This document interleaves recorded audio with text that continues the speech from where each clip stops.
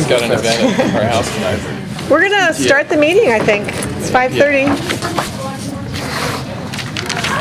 Another on-time Are you standing already Yeah, for the we Pledge are. of Allegiance? Yeah, we're being dutiful. Another Jane Weil All on-time right, departure. let's do the pledge together. I pledge Allegiance to the flag of the United States of America and to the republic for which it stands, one nation, under God, indivisible, with liberty and justice for all. Yes. So our president, Linda Taylor, is out sick today, unfortunately, has the flu. So I'll be running the meeting as vice president, so you'll have to forgive me. This is my first time. If I make errors, I'm learning. Technically, you're not supposed to reference errors, but that's cool. No, it's fine. Oh, you're not? Okay. Nice start. I see, I learned. No. Okay. So the first thing, I need a motion to approve the agenda for this evening. I'll move to approve. Any I'll second. All in favor? Aye. Any opposed? Okay. And then I'll need approval of the minutes from the June 28th meeting. I'll have a motion. We have one correction, one small correction at the very, very beginning. Originally, we had the closed session that evening, or that afternoon, set for 4. Then we knew that we were not going to be dealing with an issue during the day, so we actually started at 5. So we just, if you want to keep your copies, just cross out 4 and write in 5. I will move to approve. Any second? There was one spot, and I thought I had marked it, but I didn't. I think it had 2 people moving.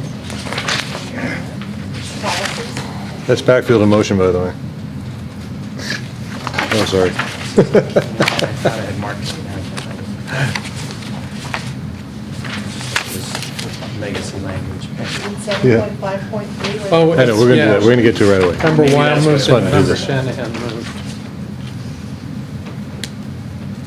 Right, the bottom of page 6. Because it's, 753, the third paragraph. Yeah, I didn't quite, it's like if I move, why did I second? Strike your name in the first line. Member Weil moved, Member And then I Shanahan seconded. Second should be Yeah, I seconded. think that's what. Okay, seconded. Yeah, thank Right. you. Any other discussion? A second for the meeting minutes? Second. Any, those in favor? Aye. Aye. Opposed? I'm an abstention. Yes, so I agree also. I guess I'm supposed to vote. And then Andy, you'll explain. Okay, we have no student representative this evening. Obviously, they haven't been elected yet at Nordoff. And before we do any public comments, Andy, I wanted to have you discuss our interpreting tonight. Did you Sure, want I'm to? actually going to hand it over to Linda Moran in one moment. This is the continuation of what we started really back in March of this past year with providing interpretation services at our board meetings.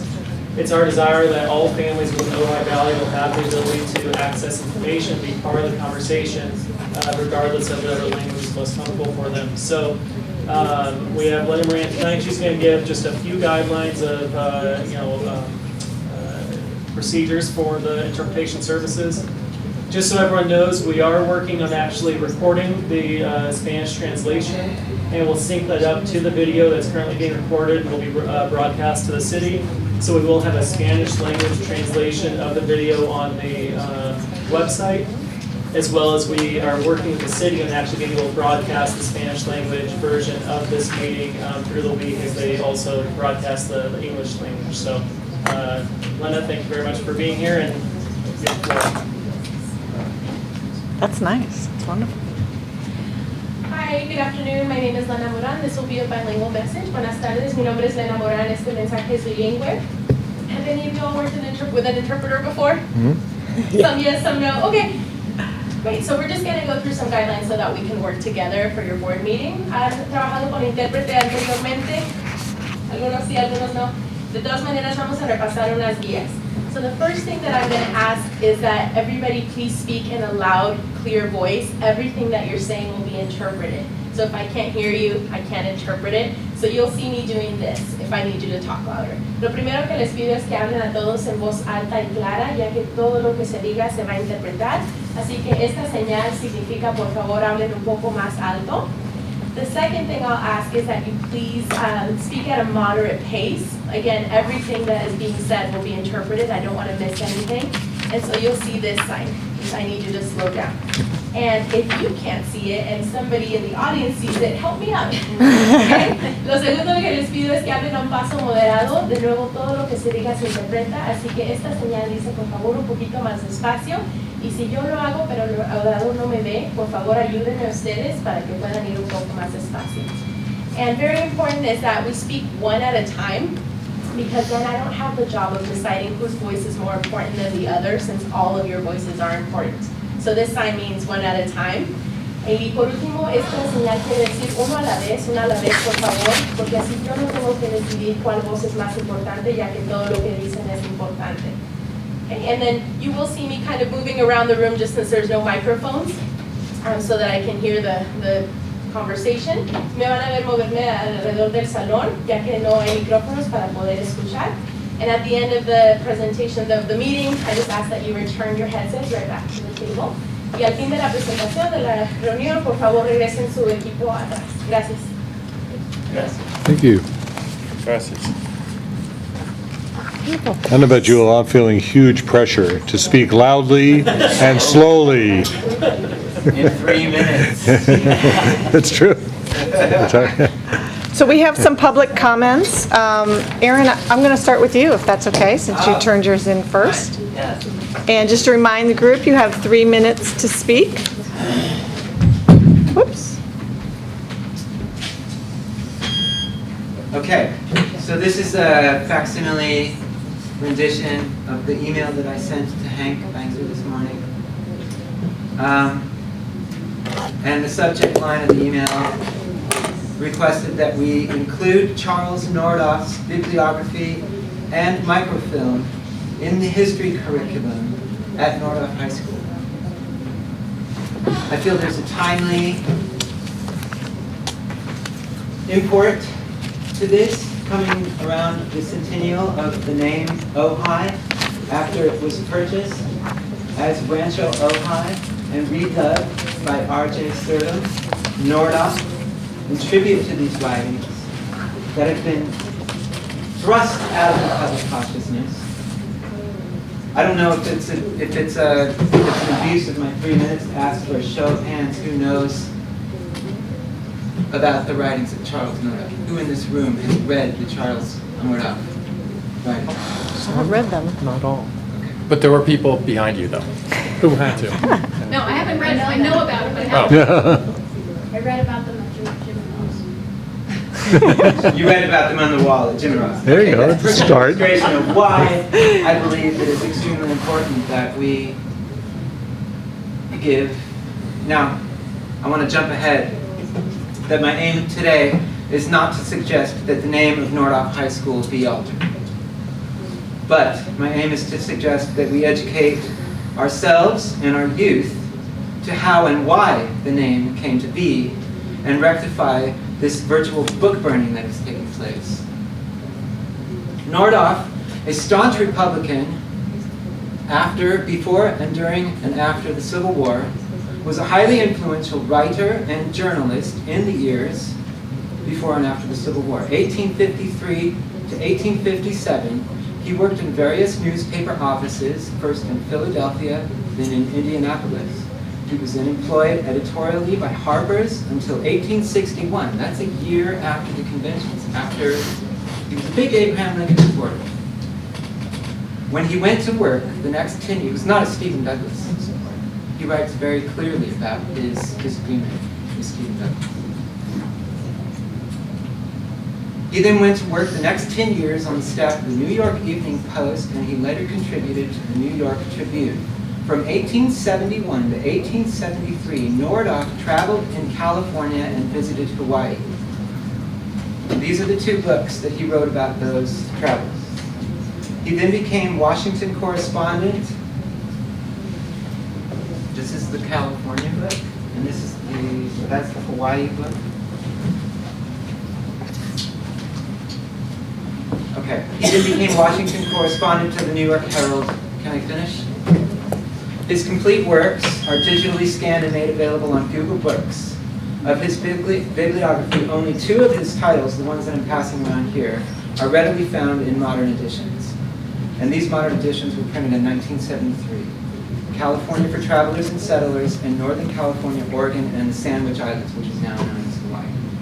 Both of these titles qualify as the very 2 manifest destiny treatises of their time and were the carrot in front of the horse that inspired R.G. Surdam, Edward Libby, John Miners, Isaac and J.B. Lankershim, Isaac Van Nuys, and their ilk to buy up the Mexican land grants and settle the West. And when, I just mentioned before that R.G. Surdam renamed Fernando Tico's Rancho Ojai Mexican land grant as Nordhoff in the tribute to his writings. And Nordhoff's son died in Santa Barbara. Nordhoff died in San Francisco. It's about, I'm also reading up on my Mexican history, and the naming of Ojai was not so much about curing anti-German sentiment after World War I. It was more about creating this virtual connection with an indigenous people that have been wiped out. We do not have the Chumash people here. We have a name that bears their legacy, and we do not experience a stitch of it here. So We Aaron, can experience you Nordhoff's legacy here. wrap it up? No one knows Wrap it up. anything about his legacy. What would you like to sort of move forward or sort of say, I hope want that. to rectify a book burning and retain the name of Nordhoff High School with a common knowledge, with the common core principle of understanding the American history that put Abe Lincoln in office. Okay. Thank you. With a legacy that won over black votes after the Civil War by handing out bacon. He documents it in his book, The Cotton States of 1875. He lays out exactly how they went about, the Republican Party went about winning over black votes by passing out bacon. Okay. Aaron, we have a long meeting Okay, ahead of I know, us, but so this- thank you. That's I'm not applying for a teaching job. That's not my Okay. calling. So when public comments, we're allowed to receive comments, but because they haven't been made public for 72 hours, we're not allowed to actually have a discussion with you. But we can put this, into The reason I'm here information is on because Charles Nordhoff. Nordhoff's writings are not public either. You need to make an appointment at the Research Museum to look at these editions of these books. Jane, I'll be sure, just so you know, both the principal and an assistant principal at the high school were both social studies teachers and social studies department chairs. I'll be sure they get the books and absolutely think about how to infuse the writing and/or important information about Mr. Nordhoff in the curriculum. Porfirio Diaz did the same thing by eliminating Cortez's legacy in Mexico. Edward Libby grew up with the good fortune of growing up during the Mexican-American War. He knew what happened. He knew how that succeeded. The way they can create this false sense of a connection with an indigenous people. Okay. Thank you. I'm going to move on to our next speaker. There's no such thing, Annika Forrester. Tough act to follow. Thank you. I really appreciate what you had to say, Aaron. I've never met you before.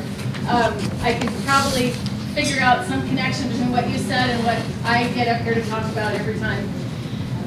Which, if I can interpret what I got out of what you said, is really just understanding the cultural context in which we live, and that it comes out of a historical context, obviously, and there's a huge rich one here in Ojai. What I wanted to just let the board know about on this occasion is thank you, Andy, so much for introducing Lena and giving her the moment to orient everybody about how to work with interpreters. You know that I've been working to champion the cause of language access within our district for the sake of engaging all of our parents, not only our monolingual English-speaking parents, but all of our parents.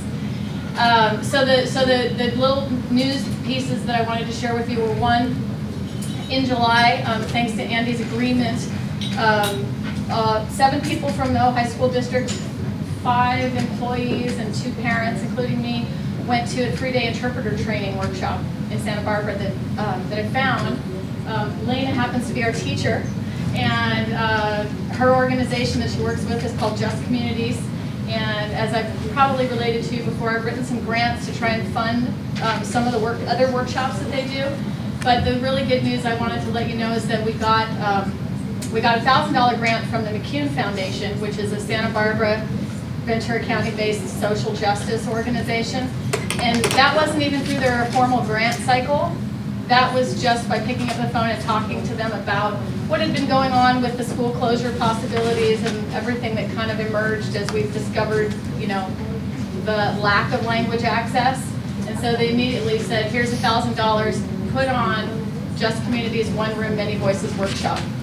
So, and with, of course, Andy's contribution of some matching funds from the district. So we've been leveraging a lot of great, you know, support from out there. So I'm really looking forward to letting you know when the district decides to have the One Room Many Voices workshop, because it'll be a great opportunity, not just for, specifically it's for administrators and people who plan meetings, for Andy, for Kathy, for principals, for PTA presidents, to figure out how to design meetings so that they can be more inclusive, to include everybody linguistically and so forth. So I just want to tell you about that. We've got some budding interpreters in the back row here. They're all listening to Lena do her job, so that they are kind of getting the chops about how they're going to step into the simultaneous interpreter seat sometime soon. So thank you. Thank you. Thank you. Merv and Angie, did you want to speak now or at the time we're discussing the superintendent contract? I'll speak now. Okay.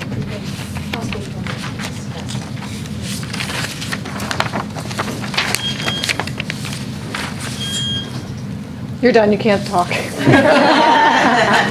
Thank you very much. I'm Mert Denhocker. I'm one of the vice presidents of OFT in charge of negotiations. And I just wanted to make sure OFT was represented in tonight's meeting and let you guys know while we're still in the process of negotiating a contract for the 16-17 school year.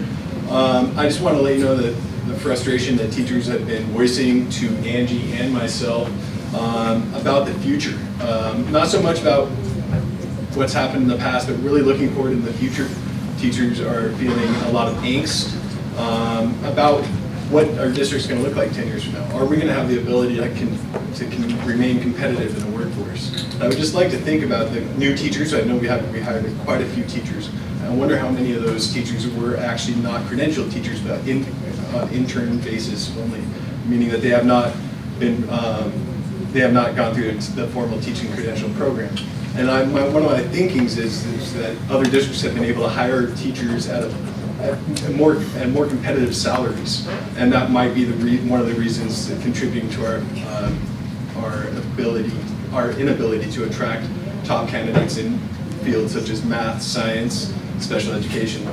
I know we haven't really seen that so far in Ojai, but I think it's coming down the line with a massive retirements, and I think we should really focus on improving teacher salaries. Since 2012, the Ojai Unified budget has increased its revenues every year, and since 2012, the percentage of those revenues spent on certificated teachers' salaries has gone down from 36% in 2011 to now 32% of the entire budget. And that ranks us second in the county. Fillmore is the only other district that has a lower percentage of their general revenues spent on certificated teachers.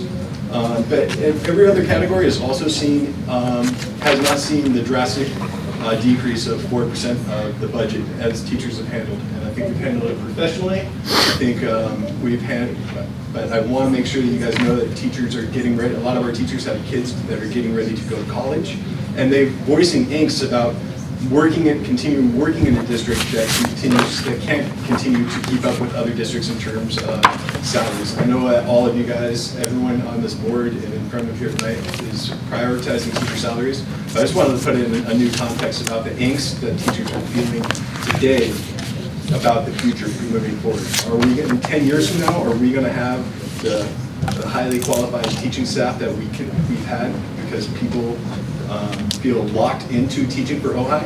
They feel like after teaching 20 or 25 years for OHI, they don't really have any options to leave because of the way the seniority process goes. So I know many teachers have put feelers out, and I would urge you guys to do everything you can to stop that from happening, because our teaching force is good, but I think in order to continue that into the future, we really need to focus on how we can close the gap between OHI to remain competitive with other districts.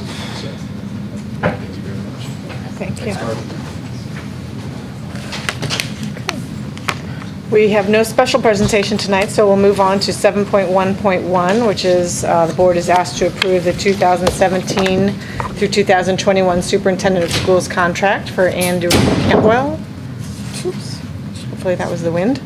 Perhaps. Okay, so I wanted to do, or ask you, Hank, maybe to do a recap of Sure. what happened on June 28th Okay. when we postponed this decision. Well, let me take you back 3 weeks before that. So at the June 7th meeting, the board did two things: accepted my decision to retire at the end of the 2016-17 year, identified August 17th as the date. That's the one in place at this juncture. Might change a little depending on post-June 30th this coming year. But in any case, that was point one. Point two was their, I think, excellent decision to move aggressively to appoint Andy as a new superintendent with the concept of a 2017 to 2021 contract. Also, at that time, the board instructed Andy to work with the counsel for the school district, lawyer for the school district, to develop a contract that would speak directly to the 2017 to 21 period with a salary that appeared to be correct given a whole variety of criteria.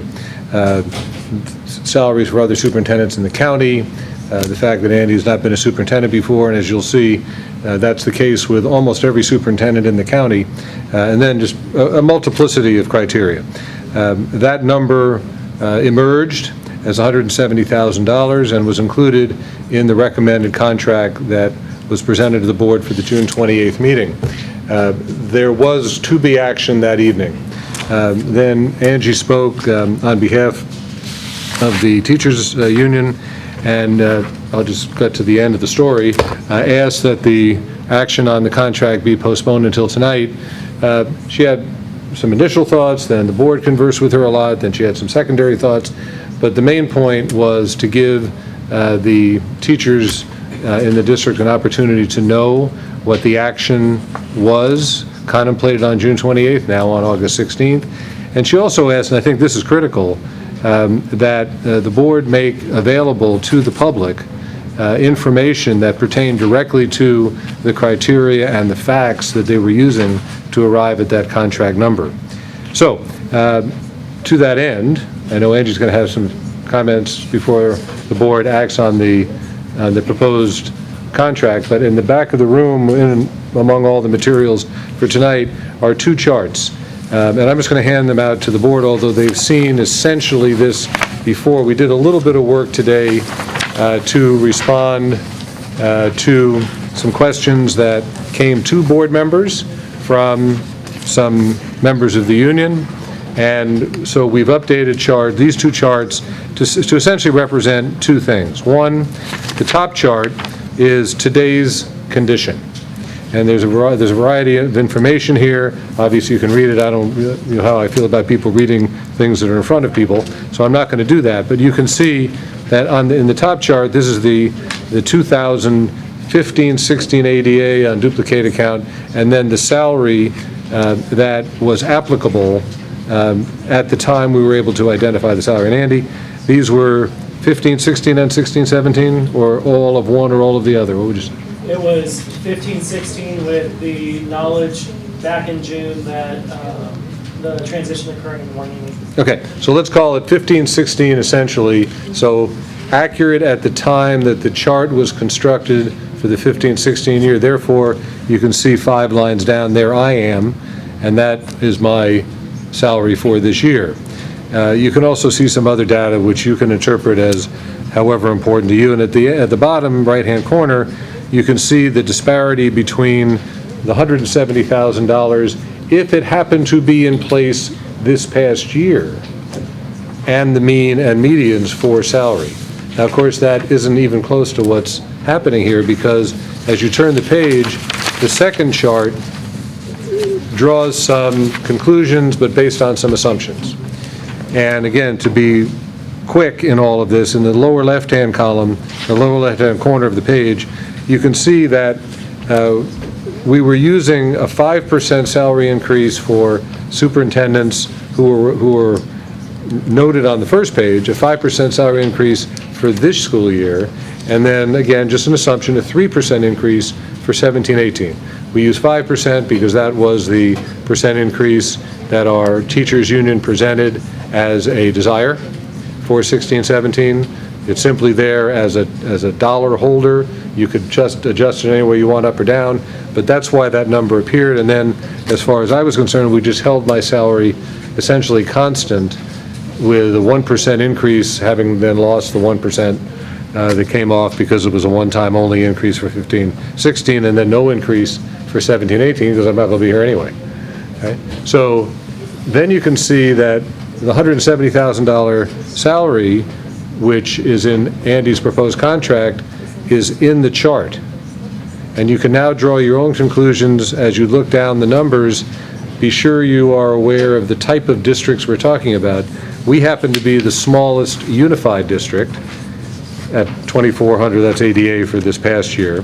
The only other district that's relatively close to us in ADA is Ocean View, that's an elementary district. Okay? And again, you can draw your own conclusions, but what you can see clearly is that the gap that would have occurred with a $170,000 salary in the 2015-16 year is exacerbated considerably over 2 years, right? So the 170, which was the proposed number that is in the contract, needs to be looked at in the context of a 17-18 salary, not a 15-16 salary, okay? And that's what this chart shows. So I'm not trying to convince anybody of anything.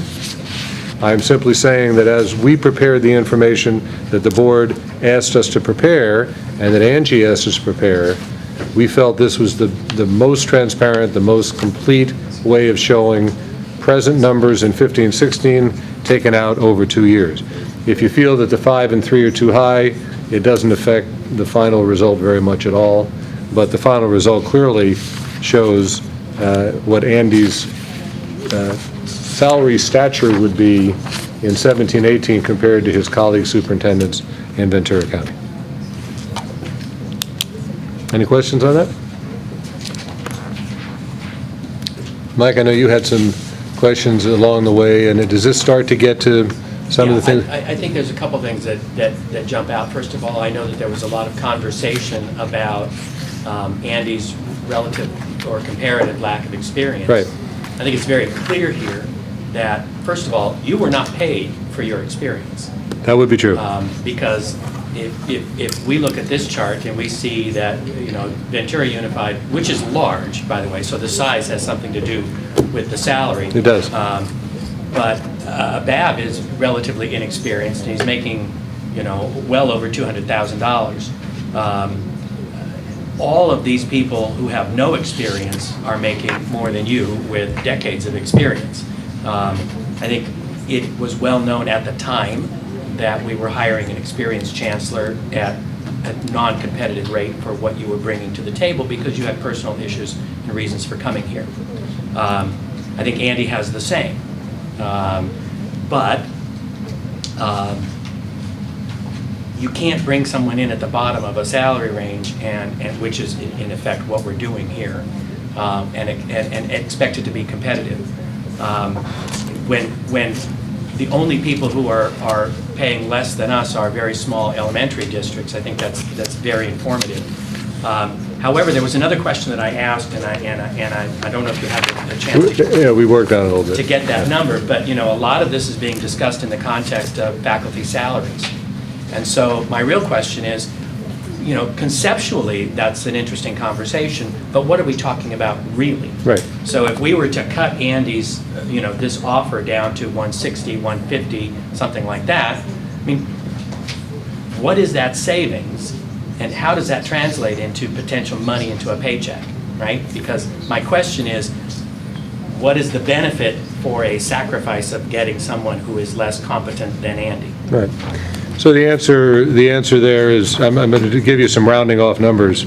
We've always shared when we sit down with the teachers union leadership in past years, this year also, we look at a percentage increase in all staff compensation at about $150,000. So let's round that down to about $100,000 for teachers, $20,000 if we went from 170 to 150. So we're looking at 2/10 of that number, right? 20,000 on a base of the 100,000, right? So 0.2% if it all applied to teacher salaries, which, as you already know, I've taken a strong position that since everybody participated together over 7 years to make this district work, equally in terms of furlough days, albeit some administrators had more furlough days because they had a longer work year. But in my opinion, and I feel the same way now, that we ought to be talking about 150,000, not 100, right? Because all staff, if his salary were $20,000 less, and the board would decide to apply all of it to compensation, in my opinion, you're applying 20,000 to 150, not 100. Okay? All due respect to each employee group, I think each of them is equally important. Right? So now we're talking about 2/15, okay? Or about 1/7 of a percentage increase. That's what we're talking about. So, and if, just for the sake of conversation, if it were all maximized to faculty salaries, Right. which It'd is, be, what we're hearing, be 0.2. so it would be less than 1%. Be, Two-tenths of a percent. 1/5 of a percent, right, if I have my numbers right, yeah. Right. Okay. Thank you. Okay. Was Angie going to speak, or how's it work with respect to the public comments? I mean, are we launching into our conversation now, or how's that? When I talked to Jane, I just said, I just want to be sure, so if anything that is in these charts, since Angie was one of the ones who asked to see them, if that would inform anything that you were thinking about, I just wanted to be sure that the information was presented. Yeah, I think, Angie, it'd be a good time for you to speak now, and then we can add your thoughts into our discussion. I have to say, I love speaking after you No, guys well, speak. We can. I mean, we This can. is so much more information. Hi, welcome back, everybody. Thank you, Tim. So I am speaking off the cuff because I was not planning on speaking. I thought there would be more of us here speaking. First of all, Andy had sent a lot of information to both myself and Murr that I found very valuable and very helpful about where his salary played out against all the other salaries. So I kind of already had that information. I'm trying to speak slowly. So I felt like you gave me a lot of information, and I really appreciate it. I also want to say I really appreciate you holding off on that decision and giving teachers a chance to speak. I know that many of them have written letters to you, as I've received those letters as well. And I think it's important to remember that for every letter that you get, there's probably 10 or 15 people who would like to write that letter, but that simply didn't. So just kind of multiply that in your head of how many people are feeling the same way that those people do who wrote to you. My thought is, well, after hearing you speak, it's the same issue. It's the same exact issue you're talking about that we're having. And that is, you're concerned that you're going to get a quality person or not a quality person. And Andy's a quality person. I'm excited personally about having Andy as our superintendent. And you want to pay him a salary that merits his abilities. But as educators, as teachers working with the kids, we want our salaries to merit great people coming in and educating the kids in this district. And so as I was listening to you speak, I was thinking, well, wow, and there it is. It's the exact same issue that we're talking about. We want you to think about the compensation of teachers. in just the same way as you're thinking about the compensation towards Andy. And for me, if you're going to make the decision to pay him that amount, what I would really like to see is what I had said in a letter to a couple of board members this afternoon, which I hope you'll share with the other board members. I would hope that you would look at eliminating one of the positions that's coming up in the administration. There's Andy's position, there's another position that I don't know if it's public, and then Andy's moving into Hank's position. So to me, I just feel like we need to be more creative, we need to be bold, and we need to say, these people can do more. And I know that's an awful thing to say, but at the same time that I'm asking Andy to do more possibly, I can say I did a lot, like right down to trimming the bushes at Topa Topa so that it looked better when parents and kids came in. So I feel like, and all of my colleagues did that. So I feel like if I'm asking that, I'm only asking, if I'm asking someone like Andy to do more, I'm only asking him to do what I myself would do to help build our district and make it a better place. Thanks, Angie. Kevin, did you want to speak? So, I mean,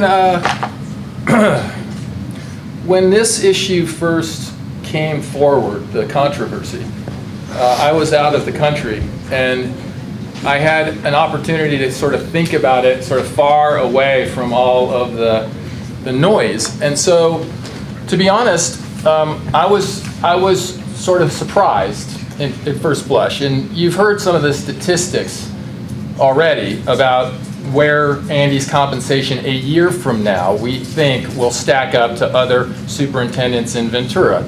And we think it's going to be about 77% of the median superintendent's salary. And if you look, there are superintendents included in that survey who are presiding over schools with 133 kids, 212 kids, 553 kids, 581 kids included in that, and he's 77% of the median. Okay, that's what we've kind of talked about so far tonight.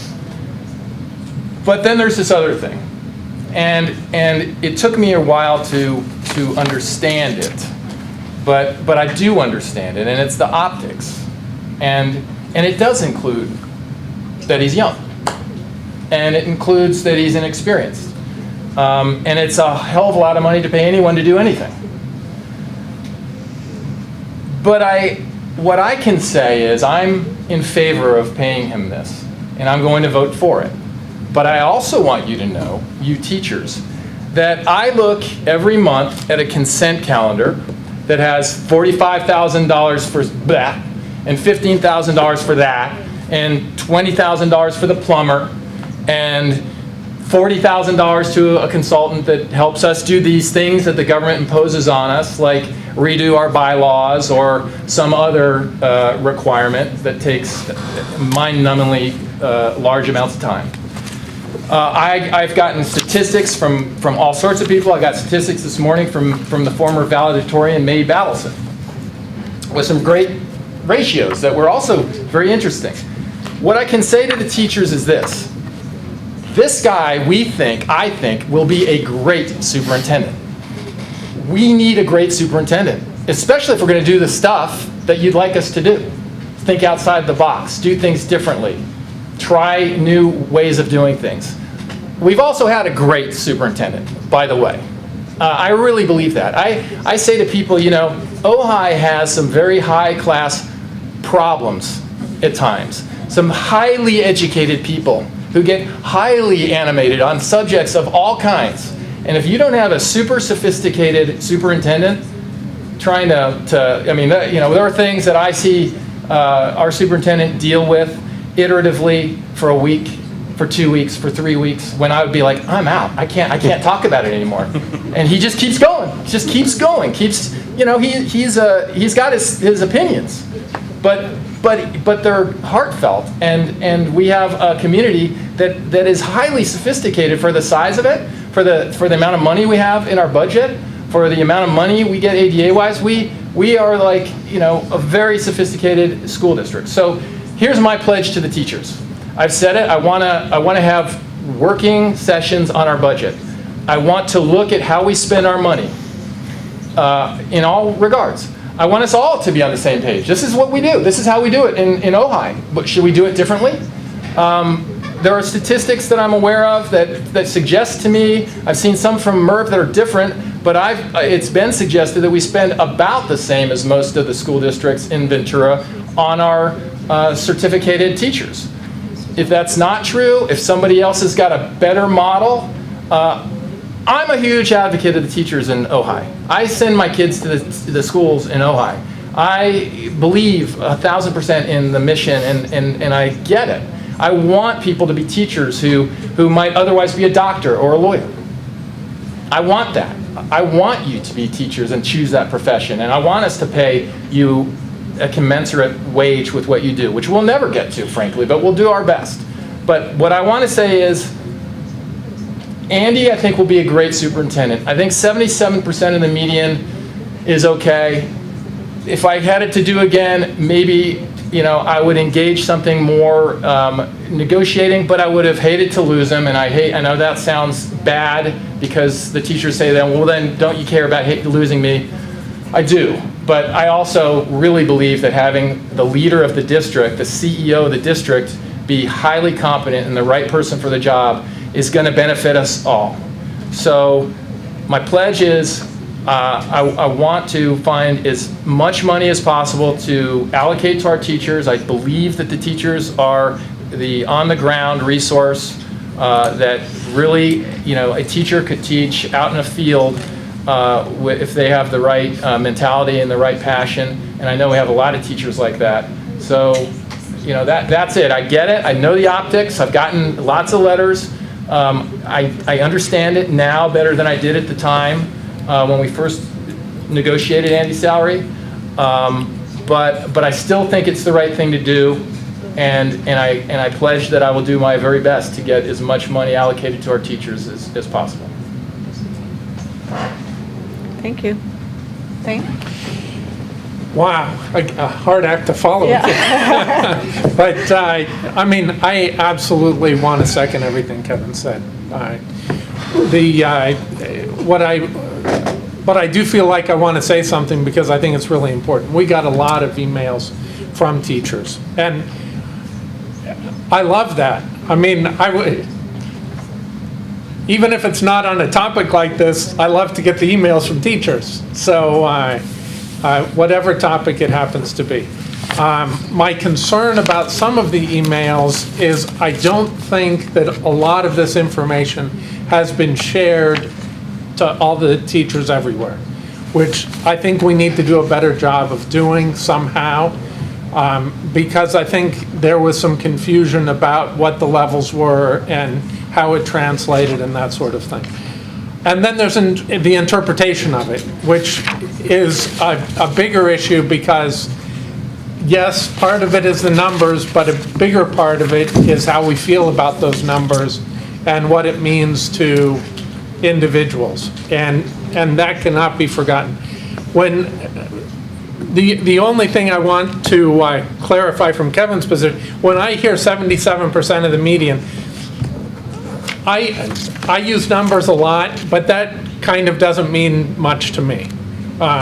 What means something to me is I go down this list of numbers, and of all the unified school districts, of any district that could be anywhere considered comparable to ours, his pay is lower than all of them.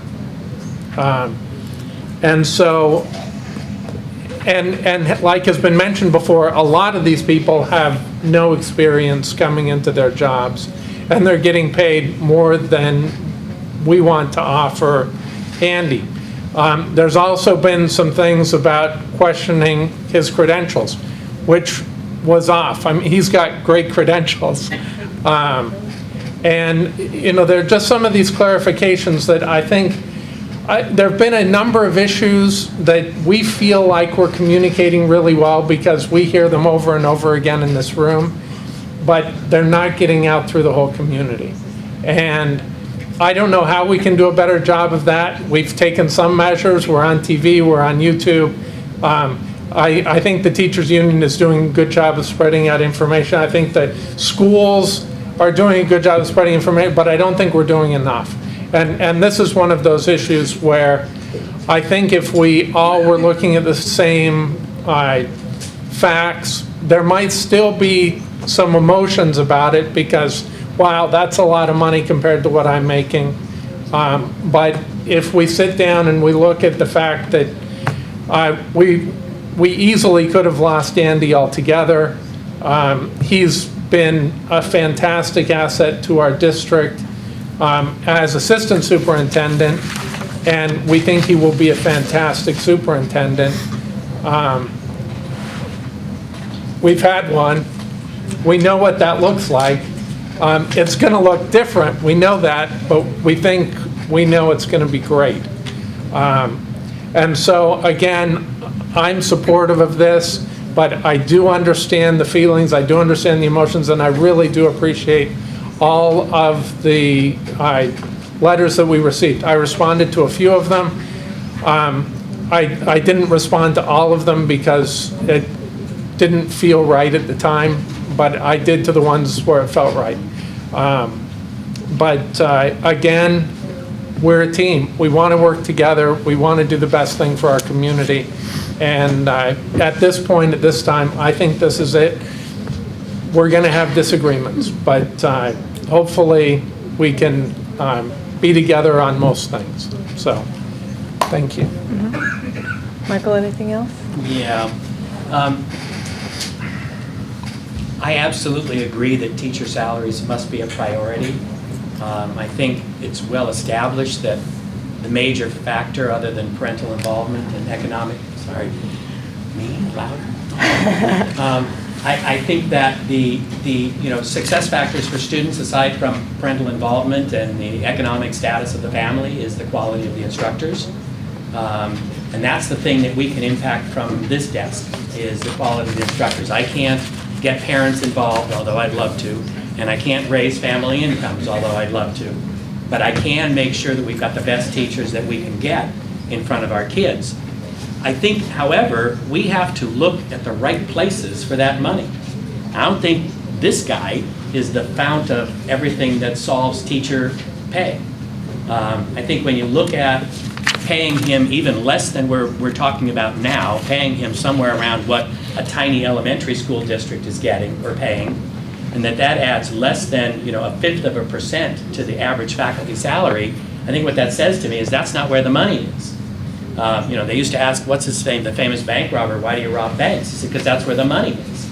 And so we need to look in the right places, and looking at Andy's salary as the solution to our problems is really like a red herring. It's getting us off on a track that's not going to yield the money. The money has to come from someplace else. And I think that becomes Andy's first and one of his most important priorities as he comes in. I think staffing strategies need to be developed, a staffing plan, not just there's a vacancy, let's fill it, right? We're in an evolutionary phase. Everything that comes open needs to be looked at in terms of, is it necessary? Is it necessary in this form? Can we do things differently moving forward? And that's an iterative process. Everything takes time, but we need to be sure that we're maximizing our technologies so that people can get more done and be more productive. We need to be sure that every non-instructional position is needed. And frankly, I am an administrator in academia, so I hear those talks of administrators suck up money, and we do. We don't maintain campuses, we don't instruct students, we don't cook the food, we move paper, and we calculate money and stuff like that. So I agree that we shouldn't have one administrator more than we need. But those are things that we're going to have to work on going forward. We've spent the last couple of years, it seems to me, catching up, and you guys took the brunt of it. And I think that's part of why you're so dismally positioned in the market right now, and it's going to take time. It's also going to take non-traditional thinking and partnering And the grants that have been sought and gained for enhancing our communication strategy, that's a partnership that I think needs to be a model for as we move forward. We need to work with our PTOs, we need to work with our instructors, we need to work with administration and find money. So I agree with what Merv said, I agree with what Angie said. Find a way, right? We have to find a way, but I don't think he's the way. And I agree, we need someone who knows money, and that's Andy. We've got some extraordinary instructors and principals and academicians, and we're going to call on you to keep us going. But we need to be creative about money and how we apply it and where we spend it. And so I think that's what Andy brings to us. I don't want to see us start to try and cannibalize each other to try and make money. I don't think it's a zero-sum game like that. I'm convinced that there are better ways of getting there. Because once you start that game, once you start looking at every penny somebody else is making, that never ends, right? Because somebody's always making a little less and somebody's always making a little more.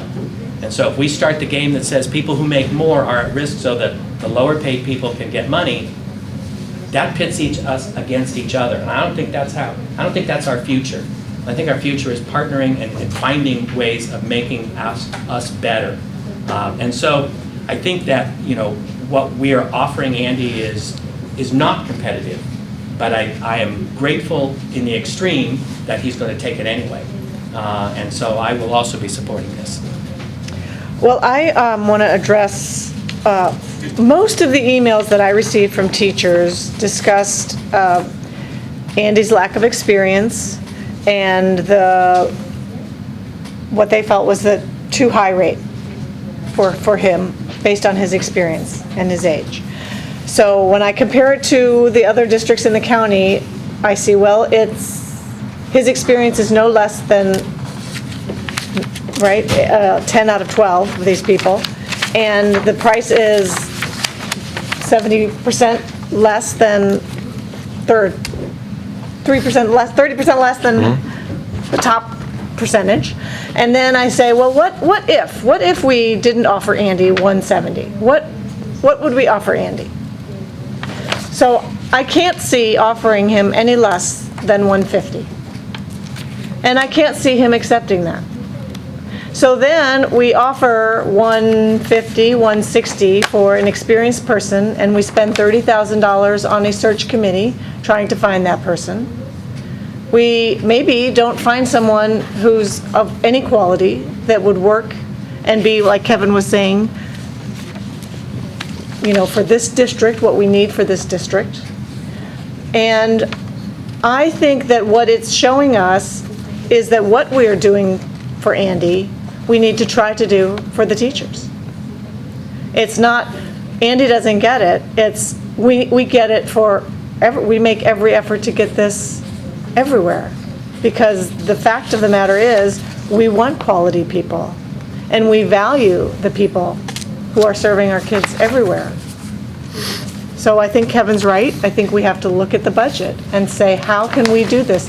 If we have looked at it and said, there's no way we can get a quality person to fill this job who's going to be what Andy is presenting for us, offering us, then how do we do the same thing? How do we do it for the teachers? So my choice is not to not offer this to Andy, but to take that process and use it again when we talk about the budget with the teachers. So I don't think changing the offer is giving us any value.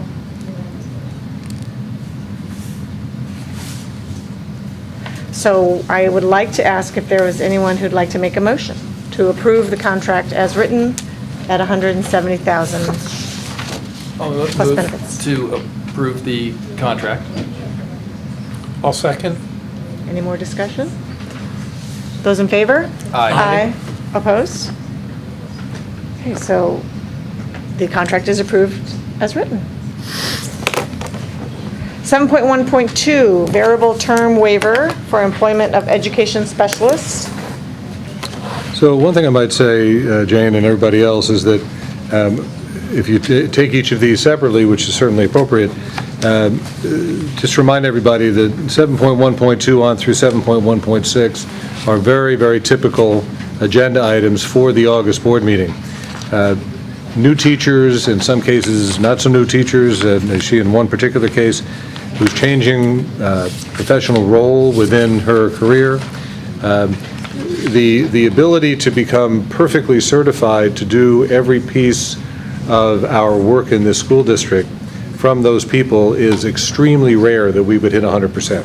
I just want to speak to Merv's point. I think he has some excellent points, and I'm concerned, as we all probably noted the Ventura Star editorial recently, a concern about teacher shortage in the upcoming years and the quality of people who are entering the profession, which has been a 3 or 4 decade issue now, but I think is becoming more significant in recent years.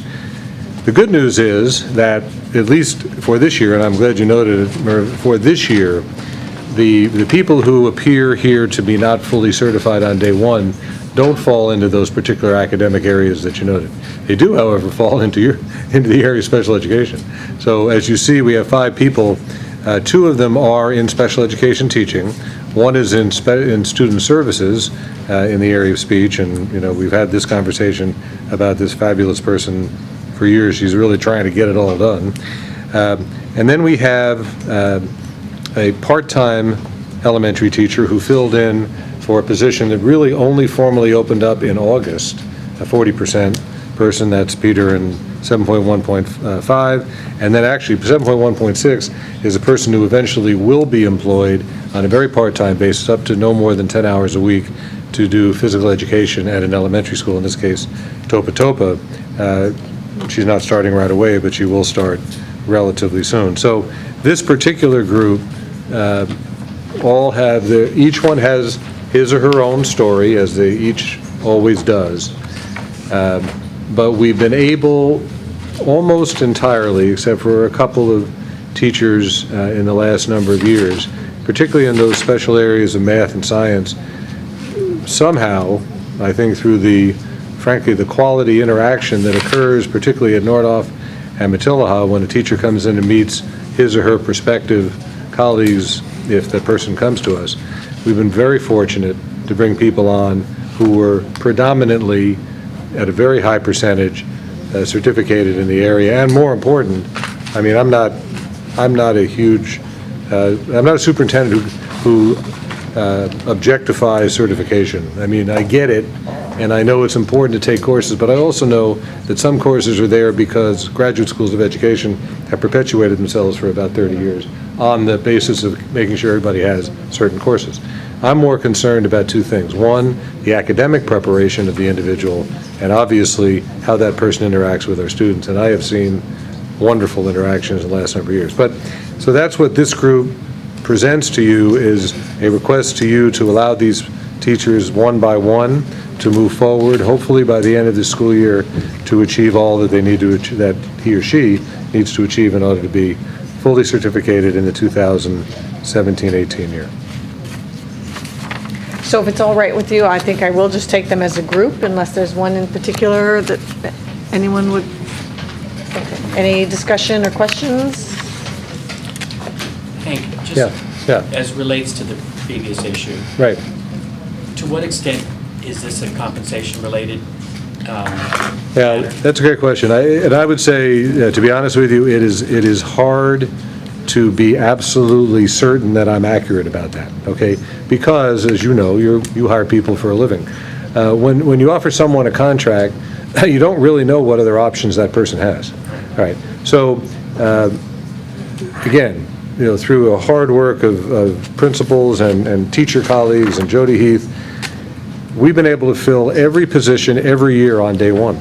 Now, I think it's true that a teacher, particularly in the kind of areas that Merv was talking about, in the sort of, you are the person in charge of your career. If you're a science or math teacher, predominantly, particularly in the secondary school, science or math teacher, it's a seller's market. Now, in some cases, and I won't put a name on it, but in some cases we actually did get a yes from someone, and I know that person had a job offer at least $5,000 more. But that was achieved partly because of that interaction I told you about, and partly because that other school district didn't pull the trigger fast enough. Okay? So, when you're in your mid-20s, and as this person was, you want to know you have a place to land in mid-June come August. And we had a position offered in mid-June, and that district wasn't going to offer it till probably early August or late July. So a lot of factors. I do think, absolutely, that compensation is a factor over a period of time in competing for the best people. I do. And I'll just say, as a wrap-up to your conversation that happened to revolve around Andy's contract, I'm just going to say again what I've said, I don't know how many times from this chair. It breaks my heart, absolutely breaks my heart, to have presided over this place since 2009 in a period of time where our outstanding staff, teachers and classified staff, have fallen farther and farther behind every year, and we only just stopped the fall this past year. And now we're looking to negotiate for, let's just say, one more year at a time when we know that the salary increases across the county for 2016-17, at least we know some of them, and we're predicting the rest are going to be at least where we might land and probably higher.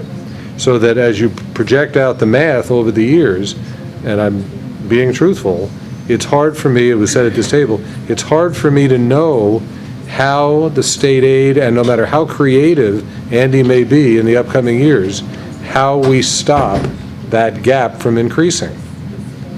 And I hate it.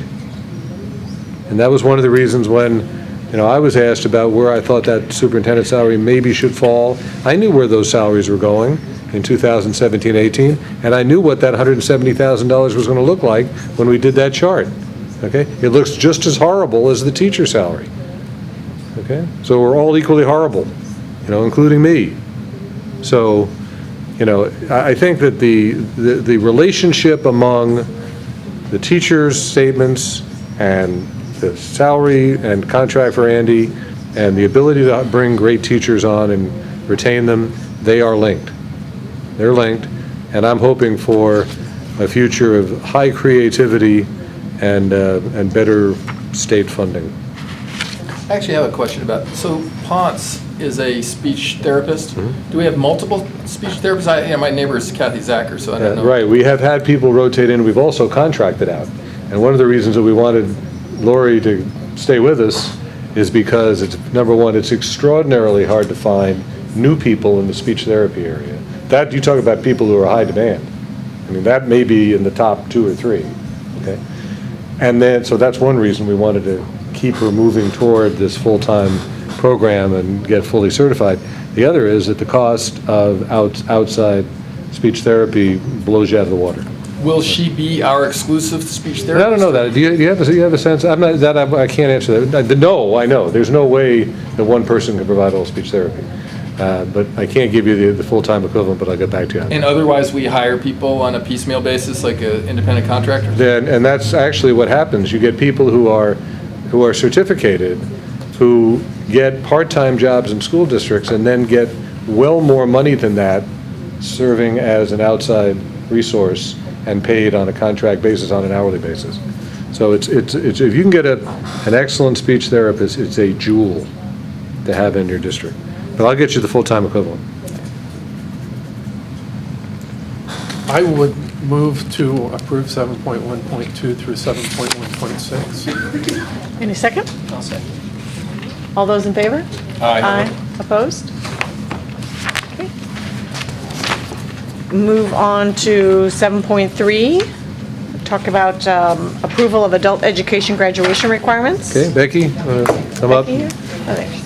Stand next to our wonderful new interpreter. Okay. I've talked a lot, I'm going to talk way less here. If you don't know Becky Beckett, longtime teacher in the district, secondary science in particular, few years ago, 3 years ago, moved to Chaparral. She was a smart person and forecasted that there might be a leadership role available, and I am thrilled with what she has accomplished in 2 years, the 14-15 and 15-16 school year, as our part-time dean of students and science and math teacher. And I was similarly thrilled this past spring to recommend to the board that we just simply convert the Dean of Students position, part-time position, which was a faculty leadership role, and then call Becky what she really was the last 2 years, and that is the principal of Chaparral High School and the director of our alternative programs, including adult education. Her creativity at Chaparral and in the adult programs and all through alternative programs has been remarkable.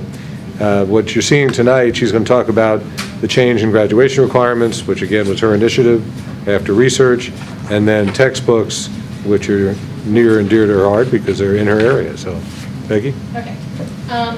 I spoke with Susie Arce last week and coincidentally was just talking about this proposed change in credit requirements for the adult education diploma and found that what I'm proposing was the original credit requirement for adult education. I have not been able to find out when or why that changed. Currently, our adult education graduation requirements are the same as our high school graduation requirements. But many of our adult education students have many more demands on their time and obstacles to completing that diploma. That's why they're there in the first place. They have obstacles, they have interruptions. And so what I'm proposing is that we retain all of the core area requirements, the same number of credits for English, math, science, social studies, but reduce significantly the number of electives required. Because at the age many students come into adult education, they can do their exploring on their own, and they're coming to get their diploma either for career purposes, to keep a job, progress in their job, to get a job, or to move on in their education. And so what I'm proposing is that we reduce their diploma requirements from 225 credits to 180 credits with all of the reductions coming from those elective areas, with a further reduction for students who are 22 and older to remove the PE requirement, the 20 credit PE requirement, because the state does not require that for students who are 22 and older.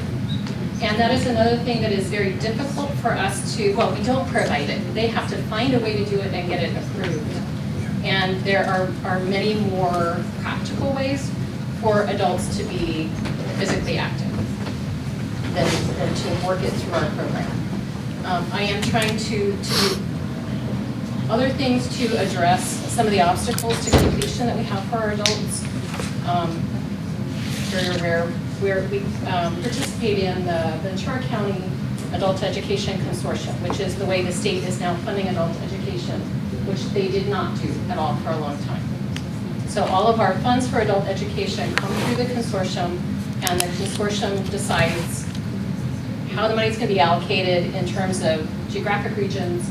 We have 7 areas to apply the money to. And so some of the impediments have been, some people come to the adult education program and they're not ready for high school work. Their gaps are greater, or it's been a long time since they've been in school and they've lost a lot of the skills. And so our library system has a literacy program to address some of the literacy gaps. We're going to be introducing a numeracy program, a math basics for adults. We'll be implementing that this year.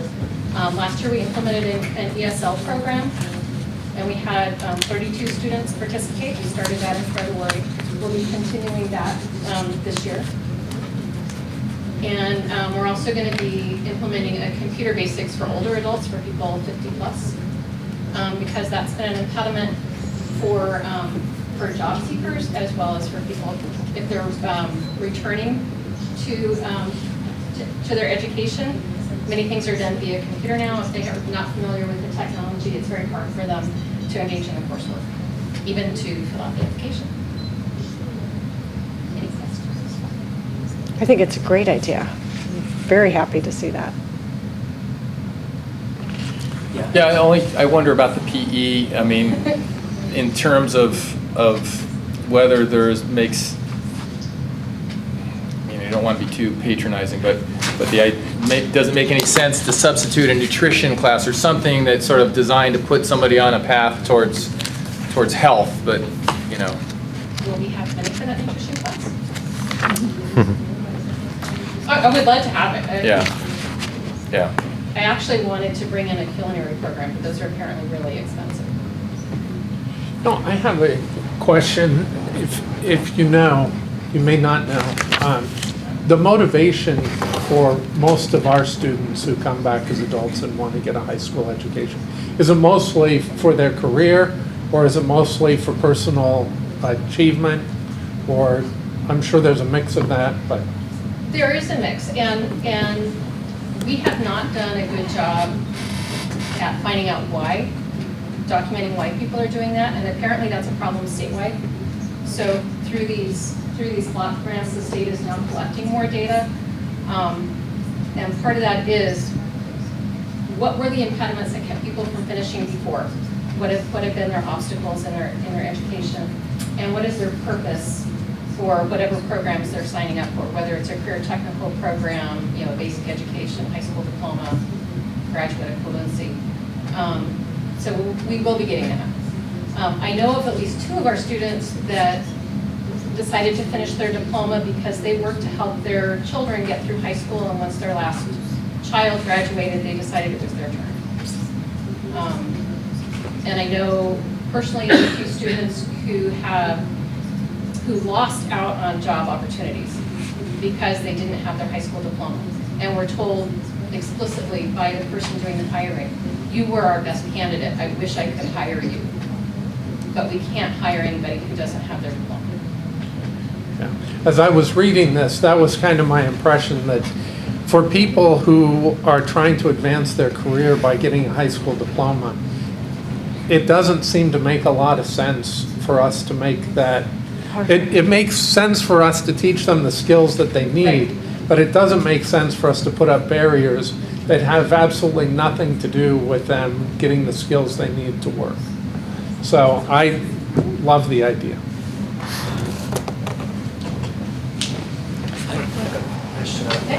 I'm working my way between the 2 credit requirements. Right. So this is 130 credits, but the proposal is 185. Oh, the state minimum requirements are 130 credits. So we're adding. And one of the in- differences in terms of core academic areas, the state minimum for English is 30 credits, whereas our requirement is 40 credits. Okay, that's right. I didn't quite see that. I would not feel comfortable reducing that because the communication skills and the writing skills are so important for educational advancement or career advancement. I wouldn't want to pull back on those. So really, the substantive change here is to make PE, to waive it for the older students. And to reduce the number of The electives. elective requirements, yes. Those are the only changes. The electives, though, the PE was something they had to get on their own. The Correct. electives would be classes that we would offer. They're pretty much doing those on their own too and getting them approved. And we have, it's a challenge. For students who come to the adult education program with no elective credits at all, to earn 75 elective credits is challenging. Even 40 seems high, is it not? Where are they going? Can we lower that? I mean, where are our students going for their electives? Some of them are taking classes at the community college. Okay. Send them my way, yes. We have some independent study electives, a semester of psychology, some literature. It's challenging. And I don't think that's the best place for the adult ed teachers to put their energy. I don't think it's the best place for the adult ed students to put their energy. They could just explore those things on their own. Becky, And do do they, things they're actually interested in. with the PE, when they go off and find some source, do they have to go pay for it themselves? If there's a cost, yes.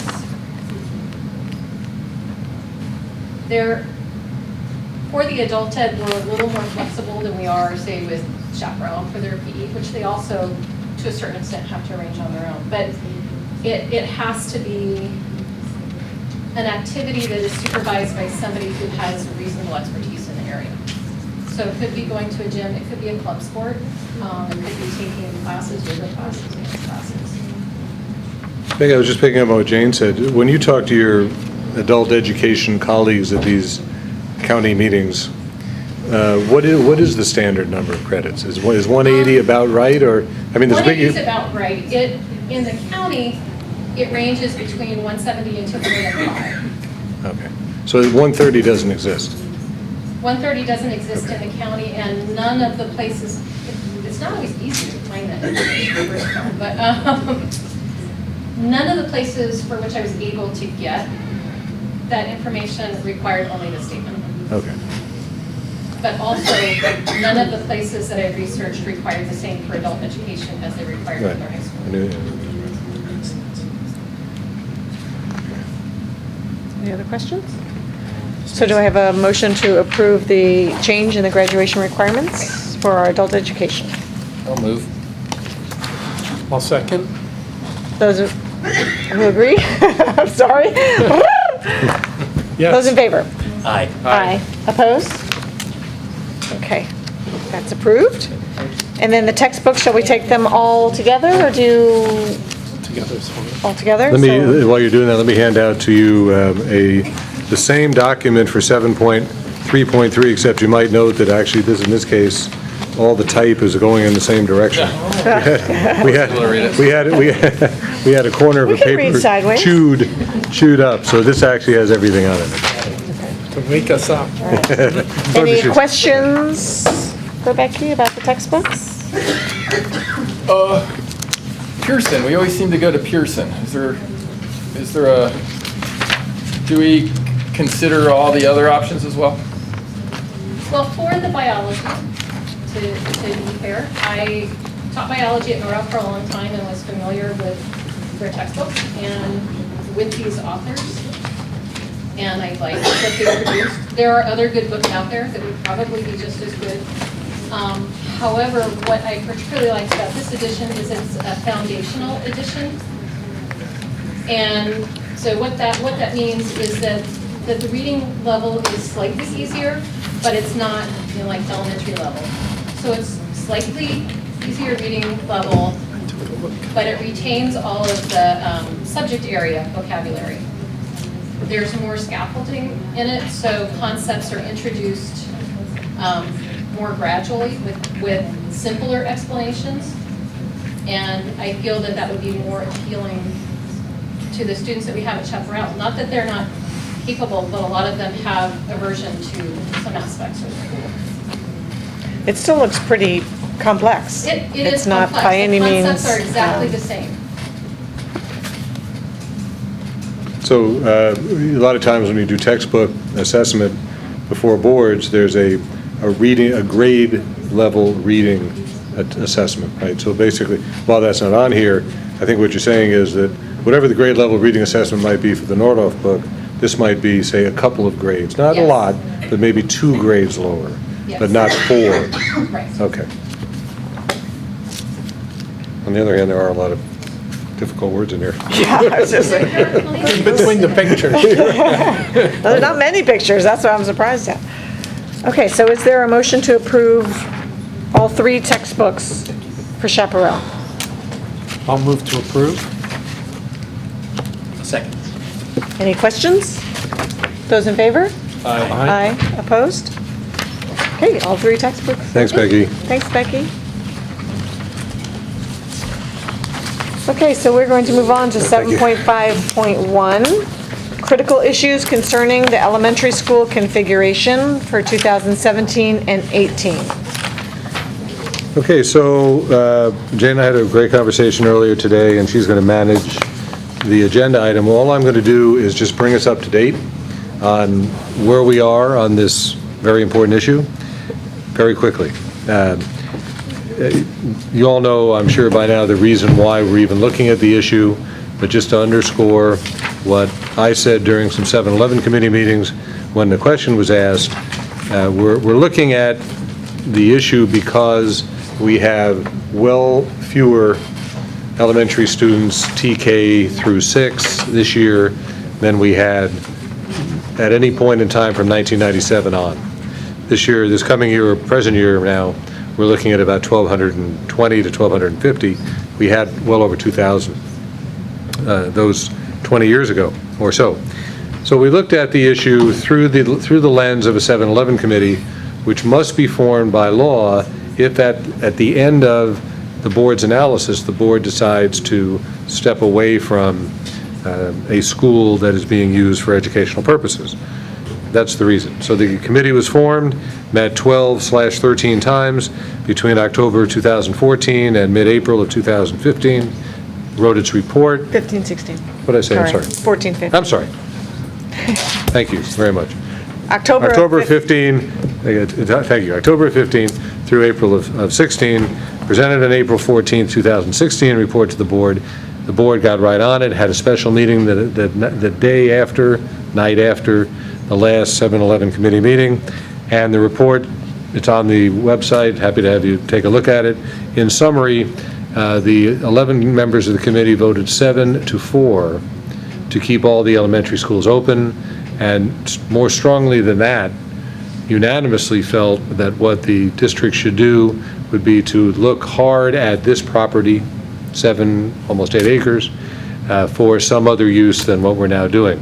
Just to underscore one thing that I'm not sure I've even reported this to the board, I hope I did, but if I didn't, we have our real estate attorney coming to the September board meeting to talk about the process that the board would need to go through in order to potentially sell, we know we don't want to do that, or lease all or part of the property. That will then affirm, or at least complement, a lot of the work. Next piece of the puzzle, May 3rd, Andy and I presented 2 parts of the first section of the analysis. Andy's part was to educate the board about what it would mean to move the district office services of various types to other places in the district. Didn't identify the places necessarily, but we did talk about, he talked about, through the eyes of his directors, what that process would look like. And then I presented a variety of views of what the district would look like in terms of enrollments if we had 4 schools instead of 5. So we looked at 5 options, right? Closing 1 school and moving students, a bunch of numbers. Hanukkah pointed out, that it would be nice to have another presentation mode, which I will have. Actually, I'm going to have that, okay? And you'll see when in a minute, okay? So in any case, it was my way of doing it, but there are other ways of doing it too. So that happened on May 3rd, and the only other piece that I think is important for tonight is on June 7th, I recommended to the board approved that this was not a big surprise, but all elementary schools would be open in the 16-17 year, and that the decision on 17-18 and thereafter would be made at or before the October 18th board meeting. You'll see in a little while here that we have to change that by 1 day. But the board is committed to that, and that's the calendar that then brings us to eventually 7.5.2. But before we get there, I've asked the board to help Andy and me help them.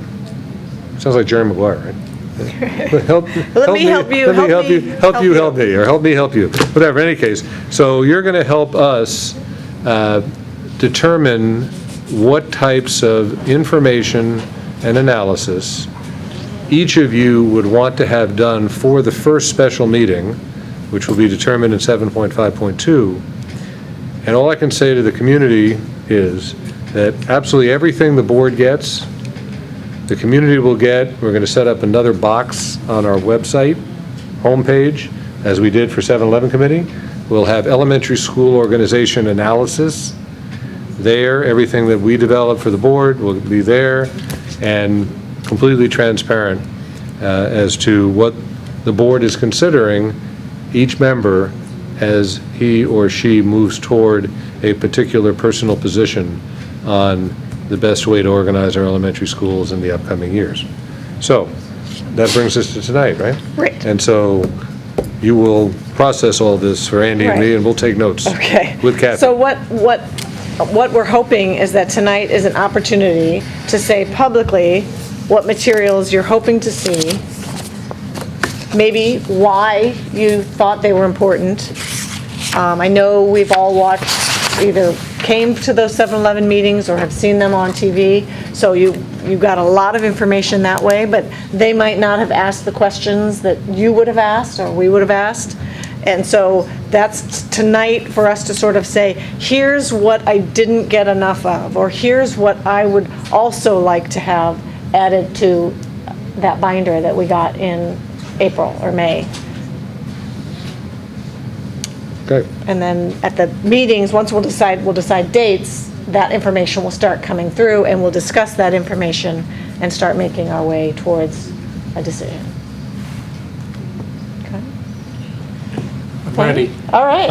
unless you want to go. Okay, I'll kick it off. This consolidation savings chart that was given to 7-Eleven. I'm sorry, I can't even hear you. Oh, sorry. Yes. The consolidation savings chart that was given to the 7-Eleven, I want to be sure that I understand this. There's a column that has Miramonte, Miners Oaks, and Topa all in one. Right. That can't be an aggregate That's number. each. It's okay. Each is equal. All right, that's what I wanted to confirm. The other thing that I would like to see on this chart, because I think this is very helpful, is, where's I going with this? I just lost my thought. I may have to circle back. Okay. You want Thane to begin? Yeah, go ahead. Well, this may not be your thought, but for that Credit, chart. it's good though. Sure. You can have it. If you like it, he'll accept it. For that chart, if there might be a need to have an assistant principal Right. at a school, because we're getting rid of a school and we're massively increasing the student population, Right. Well, I think that should be included. You know, I don't have the chart, but I have it pretty well memorized. Actually, Andy did it. But before that chart ever became public or went to the 7-Eleven committee, when Andy produced it, our conversation resulted in the first footnote, which was these savings only happen if there is a full cost savings of administration, right? So, and we did, and in fact, the 7-Eleven committee talked about that if we had, for example, a school of 550 to 600, okay, then that school might well merit say, for example, a half-time assistant. I mean, that school would be well bigger than Matilah with 2 grades, okay? We have 440 kids in Matilah and a full-time assistant. Now, how can I say this delicately? Junior high school kids bring more challenges per student than elementary students, but that, you're absolutely on target. That is, I would call that the highest amount of savings, right? If we cut full administration from any school that would no longer continue as a school. I just think there ought to be, that's the optimistic view. Right. Maybe there should be a realistic view of that. Right. Well, except when the school, I mean, Miramonte and Topa were bigger, I was about to say. and they never had assistants. Exactly. We have had, right, this is not, it's not a requirement, right? Our elementary school is going back into that same period, late 90s, first few years of the first decade of the century, had that number and didn't have an assistant. Cheryl Knox, I know, because I visited her when I went to look at White Oak School in Simi Valley. She was a principal of about a 600 student, I'm sorry, which one was that? Louder or slower? Slower. Cheryl Knox, who is the principal of Topa, when she was principal of White Oak School in Simi Valley, was the principal. That school was a K-6 school with about 600 students, no assistant, okay? So it's not obligatory at all, but it certainly can be noted. Right. I think also, to counterbalance that, I remember when those schools were big, we also had nurses and librarians. Fair. That carried some of that load. Yeah. And 2 secretaries. Yeah. All true. All Anyway, true. so that's the point. 3 other quick points. One is, and you're probably going to do this anyway, but that box on the website, would love to have that include all the reports that you did for the 7-Eleven. Oh, yeah, we'll just move them over. Right, exactly. Yeah, we'll move over. Plus our stuff. There you go. And then the 2 things that I would like to see, one is, and I've mentioned it before, a look at if, rather than closing schools, if we shut down buildings, what kind of savings can we incur from that, both from the facilities bond savings that we could move somewhere else, and then also ongoing maintenance. You mean like, for example, the 4 classroom section Right. of Miramonte and Miners Oaks, which is, I didn't go through every subtext or subsection of the recommendations from 7-Eleven, but that was in there, right, to close off 4 So classrooms. there are probably classrooms at Miramonte, at Miners Oaks, at Topa, that we don't really need if we're not going to combined schools Yeah, that we you- don't have to take care of. Yeah, you think that. I mean, I know they expand, it's like my house. Parkinson's law, I've never seen anything apply better, Parkinson's law, than to schools. I mean, people will fill up space. I don't know if you've seen my house. Actually, I have. I've seen your house. But in any case, yes, and that section, that 4 classroom section, was identified for potential. So you're asking for the savings.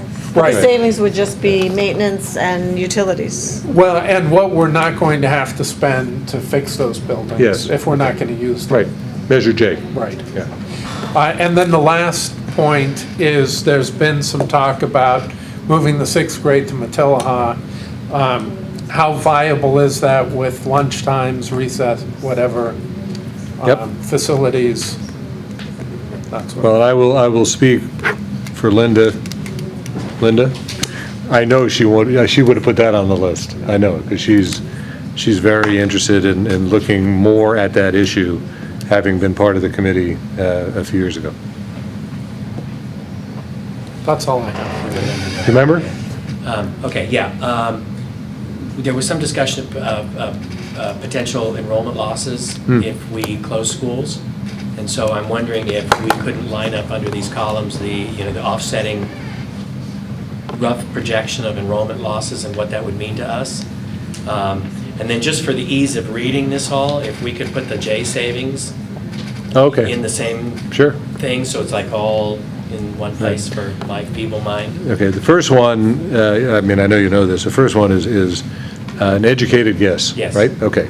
And I said throughout the 7-Eleven committee meetings, and I would say it now, I'll say it again when we meet together in the special meetings on this subject, I do think there will be some loss. It may not be precipitous, but there are since we know 90%, 85, 90% of our enrollment out inter-district has come from Oakview, right? There are years, decades of family relationships built up from Oakview into Miners Oaks, or Oakview into Miramonte particularly, and Topatopa a little bit, but mostly those two. And, if you didn't have one or the other, for example, available, some students would opt to stay in Oakview. I'm positive. And at Summit, the same. Oh, and then from Santa Paula into Summit, the number's important, smaller, right now out of 40 students is probably in the 12 to 13 range. It's been higher some years, lower some years, but right now it's a third of the population. And absolutely, if Summit were closed and the next alternative would be San Antonio, for example, some would come down the hill, but not all. And that's actually a number that I asked for is, so if those coming from Santa Paula are not moving on to Matilaha because it's too far. Or if they are, then does that give us any indication, not necessarily, but maybe, that they would go to San Antonio? That they're more flexible. Because it's not San Antonio is closer than Matilaha, so maybe not. But We have a little challenge in identifying, going back, you asked for 5 years. It was a really good, interesting question. And Teresa's here, and we talked a bit about it. So again, talk about educated guesses. We're looking, we think, at 3/4 or maybe a little more, but not 100%, of the students who come from Santa Paula to Summit over the last 5 years who then did go on to Matilaha. So it's a strong connection. And not surprisingly, right? Kids tend to go where their friends are. You build up friends over 7 years, they're going to Matilaha, you will go, although some would go back to Santa Paula. Kevin? One thing I'd love to see, I've tried to do a little bit myself, but maybe Andy, your research skills are superior. I'd love to see examples of other school districts which have closed elementary schools, as much as we can, really, examples and how it played out. Well, I'm not sure what that means. I would like to see, SOMIS closed an elementary school in 2008, And did they lose enrollment? Did they, what were the circumstances, to the extent we can apply any lessons that were learned elsewhere before the fact? I'd love to know. I'd love to know, what issues arose and what issues resolved and what issues ended up being worse than thought. Anything.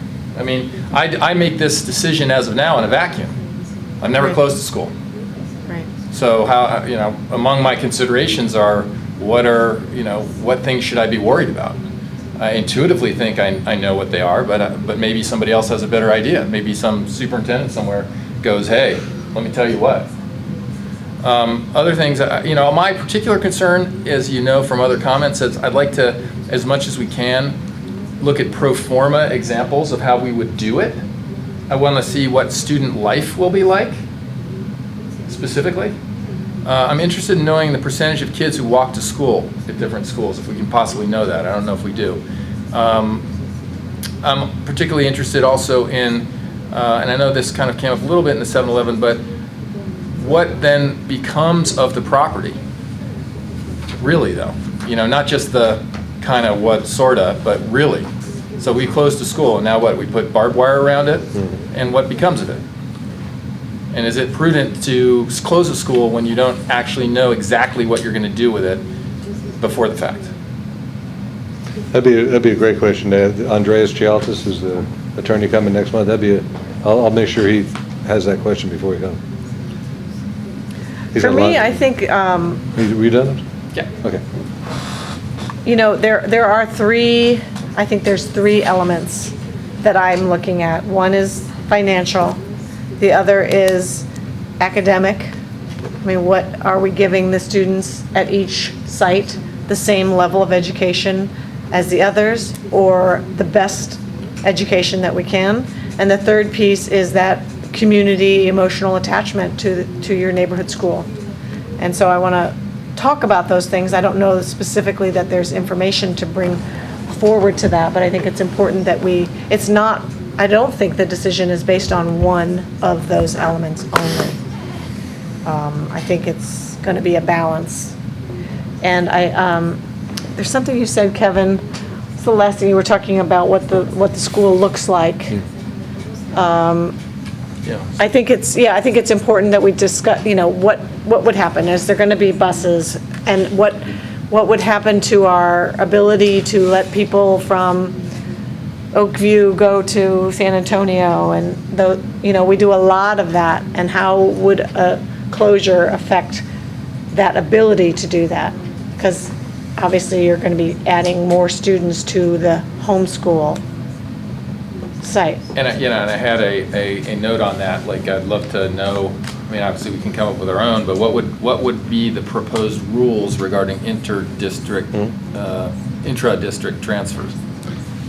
Well, right, and not that I expect you to remember everything I wrote in that May 3rd document, but that was the single most important thing that I noted, that if a school is closed, there will be an effect, there will be an impact on inter and intra-district, right? Movement, and the rules for that would be critical. So, absolutely. Is that something this group would? It would be something, I think that depending on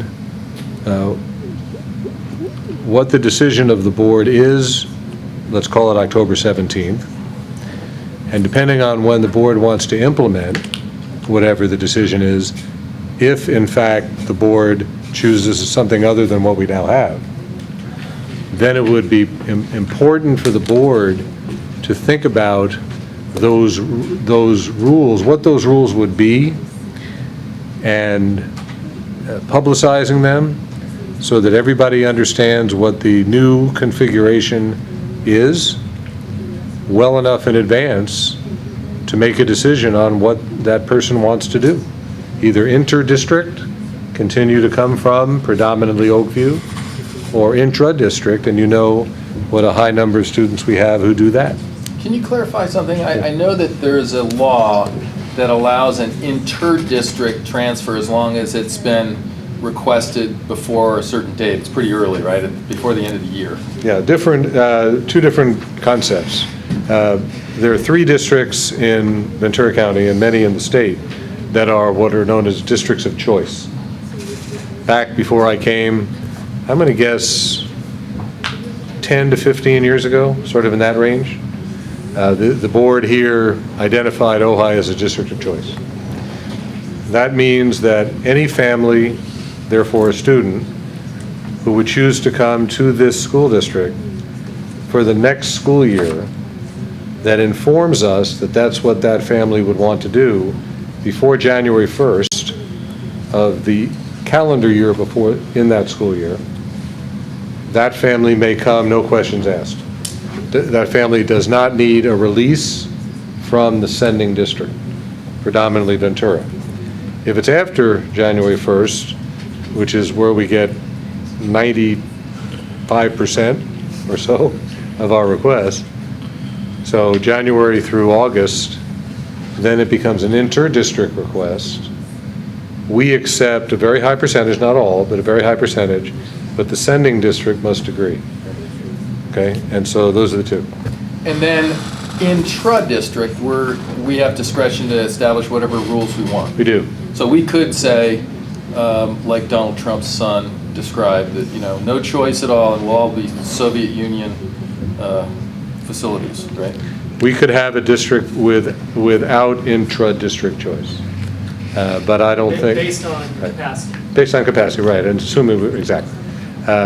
So we couldn't discretionarily say no if there was capacity, but we could... But the board can't identify capacity, or can't set capacity. Right.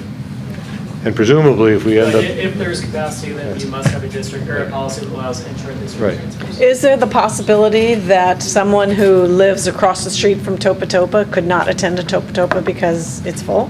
Well, that's a great question. So actually, we just had a meeting yesterday with the elementary principals, which we have every first Monday, everybody's back, and we went through all of that.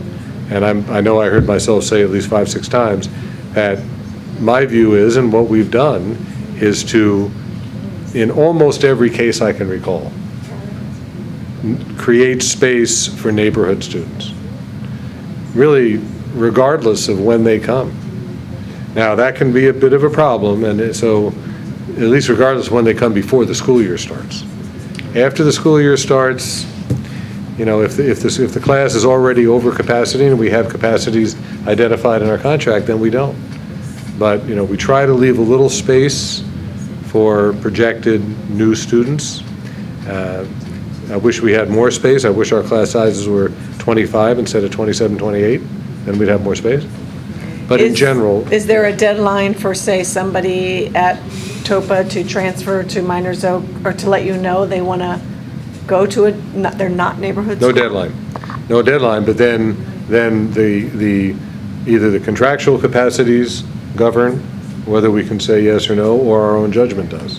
So for example, if you have let's take a little different situation. A student is at Miramani and wants to go to Topa Topa, and Topa Topa has 30 students in that grade, in that class, but San Antonio has 27. We would say, no, you can't be the 31st student, but you could be the 28th student. Okay, so it's very much a series of judgment calls. But neighborhood school students get first choice, as best we can. Excuse me. Any other thoughts on 7.5.1? Okay, 7.5.2, scheduling of special meetings and public hearings regarding the board's decision on the elementary school configuration. Okay, let me give you this copy of the email that I sent to you yesterday, okay? I couldn't remember all the dates. I'm not expecting you would. So as the board deliberates about the scheduling, I presented some thoughts to them about what seemed to make some sense about the use of time between tonight and October 17th. And just in concept, without giving you every single date that's available, in concept, I wanted to give Andy and me and the principals and teachers an opportunity to create really quality a quality written response to the issues that were raised tonight.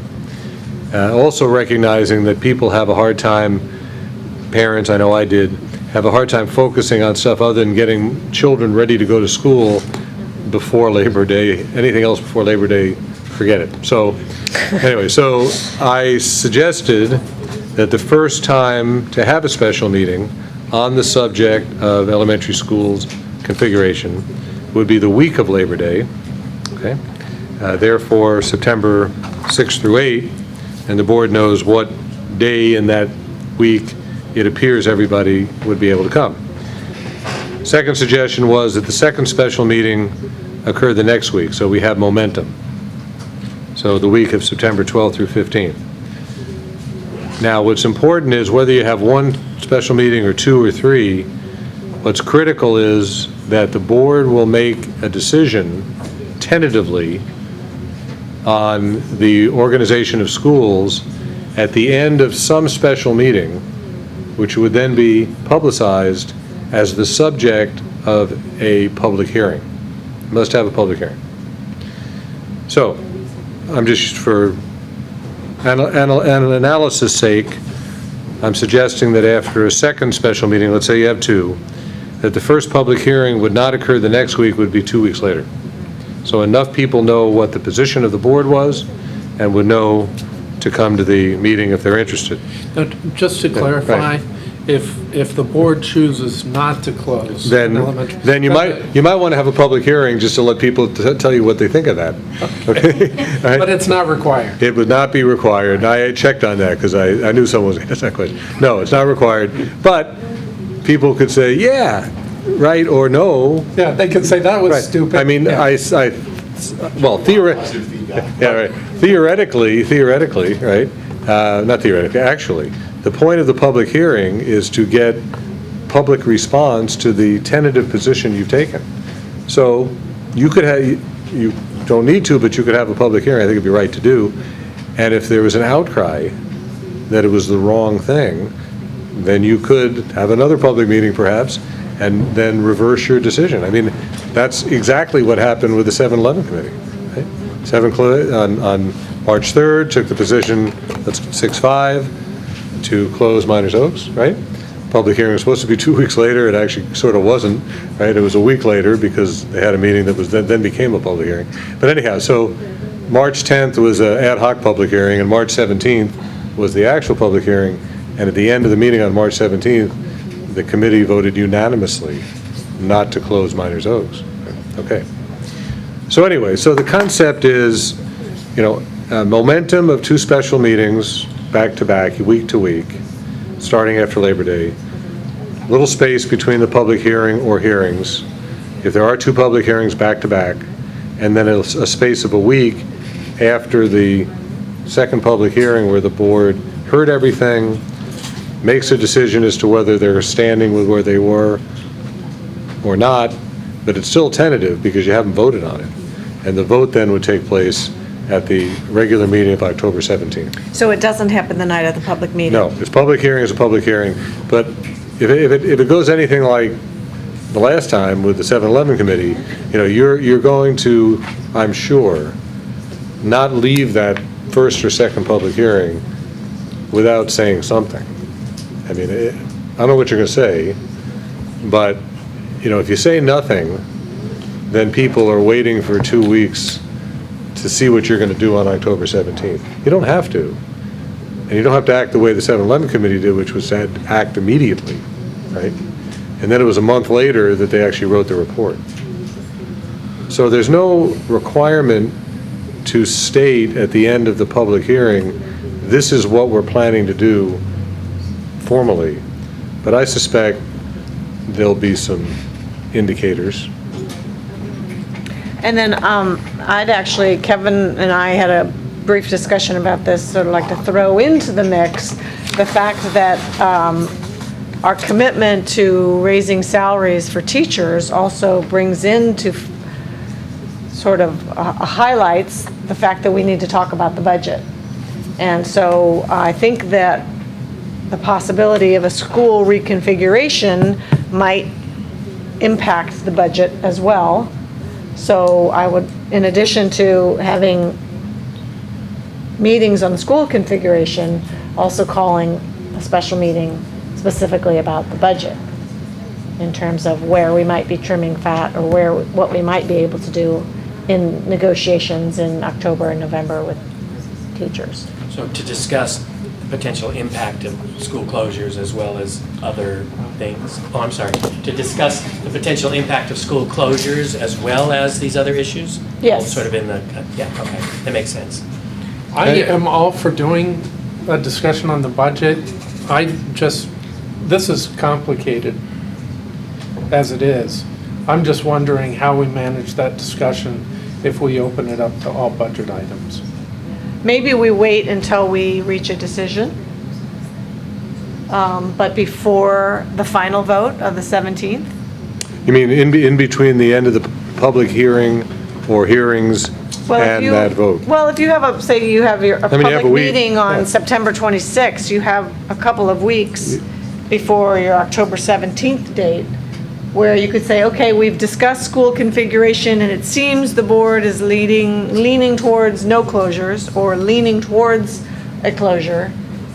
And therefore, how does that affect our thoughts on budget? If you have one public hearing, you'd be done at the end of September, and you'd have 19 days or so. If you had a second public hearing, which is potential there, then you'd have one less week, but you'd still have a week in between the second public hearing and the regular board meeting. Now, why would there be two public hearings? Just because there might be. I mean, I don't know. I mean, I can't predict it. I'm just saying that, you might be able to accomplish everything you wanted to accomplish, have everybody say what they want to say on one night. Now, I'm just providing a calendar to give you a flexibility to have a second. So You don't if have- 200 people say they want to speak. Well, yeah, you exactly. say- If you don't have a second, you don't have a second, then you have an extra week, right? But this still gets you to October 17th with definitely, I think we need 2 special meetings. Because remember, every special meeting, people have the opportunity to speak, right? So it's not just, a bunch of us sitting here talking about data. So that's why I thought there'd be 2. I can't predict whether you'd need 1 or 2 public hearings. But you certainly, even if you had 2, if you wanted to put, and I hear what Dana's saying, and I wrote to you about that too. But anyway, if you have 1 public hearing, you have 2 weeks to have this budget conversation, 2 weeks of open dates. If you have 2 public hearings, you have 1 week. Still open. So do we want to pick a first date? Does that sound like a good way to begin? Yeah, and I just wanted to kind of clarify on the budget. I think maybe we have a little bit different ideas about it. I mean, from my perspective, it's not, maybe it is. For me personally, the idea of closing a school is very much, in my mind, driven by money. So that is why I feel like there should be a broader discussion, like one I've never had since I've been on the board, about how we spend money in the district. And I hate to throw it to you like this, Hank, but I mean, I see it sort of like,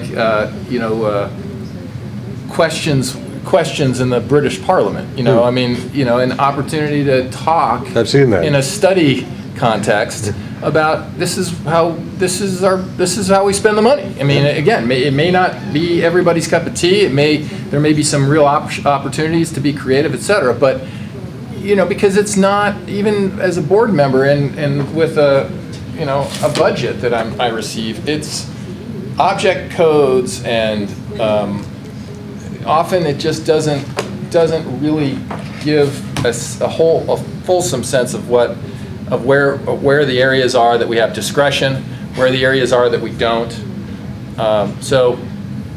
So what I'm saying is, I differ. I sensed from your comment, Jane, that you were thinking more in terms of this would be specifically about the budget and how closing a school would affect the budget. But I see the budget conversation as a broader, more holistic conversation than that. And you feel a need for it earlier than? In my mind, they're part of the same thing, and also, I guess, having been on the board now for almost 2 years, I feel like, it just it's hard to make things happen. You know, I blame myself, but, you know, it's, how do you get it on the calendar if you don't put it on the calendar? So, you know, maybe we do the first meeting with the understanding that that meeting can include a discussion of a further meeting, because I guess it would have to be on the agenda for that meeting, otherwise we wouldn't be able to discuss it, and sort of take our temperature then about when we might do it. You know what I'm saying? And so in other words, do the elementary school first meeting, and then as part of that agenda of that special meeting, we would be able to talk about the potential for a follow-up meeting that includes the budget as opposed to just the elementary school closing. Otherwise, I would assume we couldn't do it because we don't be able to talk about Yeah, I mean, I technically, you're actually correct, because the publicly stated 7.5.2 had to do with elementary schools. Right. And you're right, so you could absolutely put on the first special, I won't say what you just said is right. Okay, so you could have that meeting scheduled that night, okay? And it could either be, you'll know at the end of this first meeting whether you want a second one on that subject. I sort of think you will. But if you do, then you could also just pick another night for a special meeting on the budget. And like I said, I love meetings. So I'm good with that. I'm all about meetings. I would be good with that. In other words, doing this first meeting, and then after that meeting, saying, okay, what do we want to do next? Yeah. And just, I'm out of town on August 29th, 30th, and 31st. Right.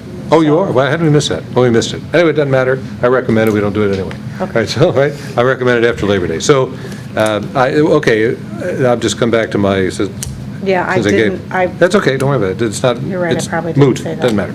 Anyhow, so I'm recommending Wednesday, September 7th, which is the first day of that Labor Day week for the first special meeting. I agree. It's good works for me. It works for Okay? me. And then just, if we pick up on what Kevin was saying, then just to give you a flavor, those people who are watching, listening, it might well be, and you could pick it tonight if you want, just as a whole date, okay? The following Monday or Wednesday for the second meeting, which could either be a second special meeting on the elementary schools, or it could be a budget meeting, or part of both theoretically. And at 5:30, are we talking Yeah, about? I don't have a better time, but any time that's better for you. I would prefer the 14th rather than the 12th? It makes it easier to remember. 12th, right. That is it. Is that okay? 14th, you okay? Yep. Okay, and Linda said she was great for all along. All right, so we have, Wednesdays are just easier for me to get here Great. in time than Mondays. okay. So we have those two Wednesdays, and I would suggest then that to keep both momentum and spacing, that you pick any one of those 4 dates in the week of September 26th to 29th, whatever's best for you, for the public hearing on the issue. Whether we have 1 or 2 special meetings, it doesn't really matter. Okay, but it's a good time, it's a good time prior to an October 17th decision. Do you all feel that if we're throwing the budget in there, that we need a third meeting before the public? Or we don't know? We can go 4 hours each meeting, I don't. Well, right now you're just picking dates. I am, I'm okay taking all the Wednesdays in September and keeping them open. If we decide we don't need the meeting, then we cancel it. But the 28th being the official public meeting. It'd be And the public hearing, 21st being a date we could squeeze in if we, if you needed to. So third optional on the 21st. Okay, great. Okay. And That's public great. meeting on Wednesday, September 28th. Then the hearing on the 28th, right? And if you need a second one, it could be October 5th.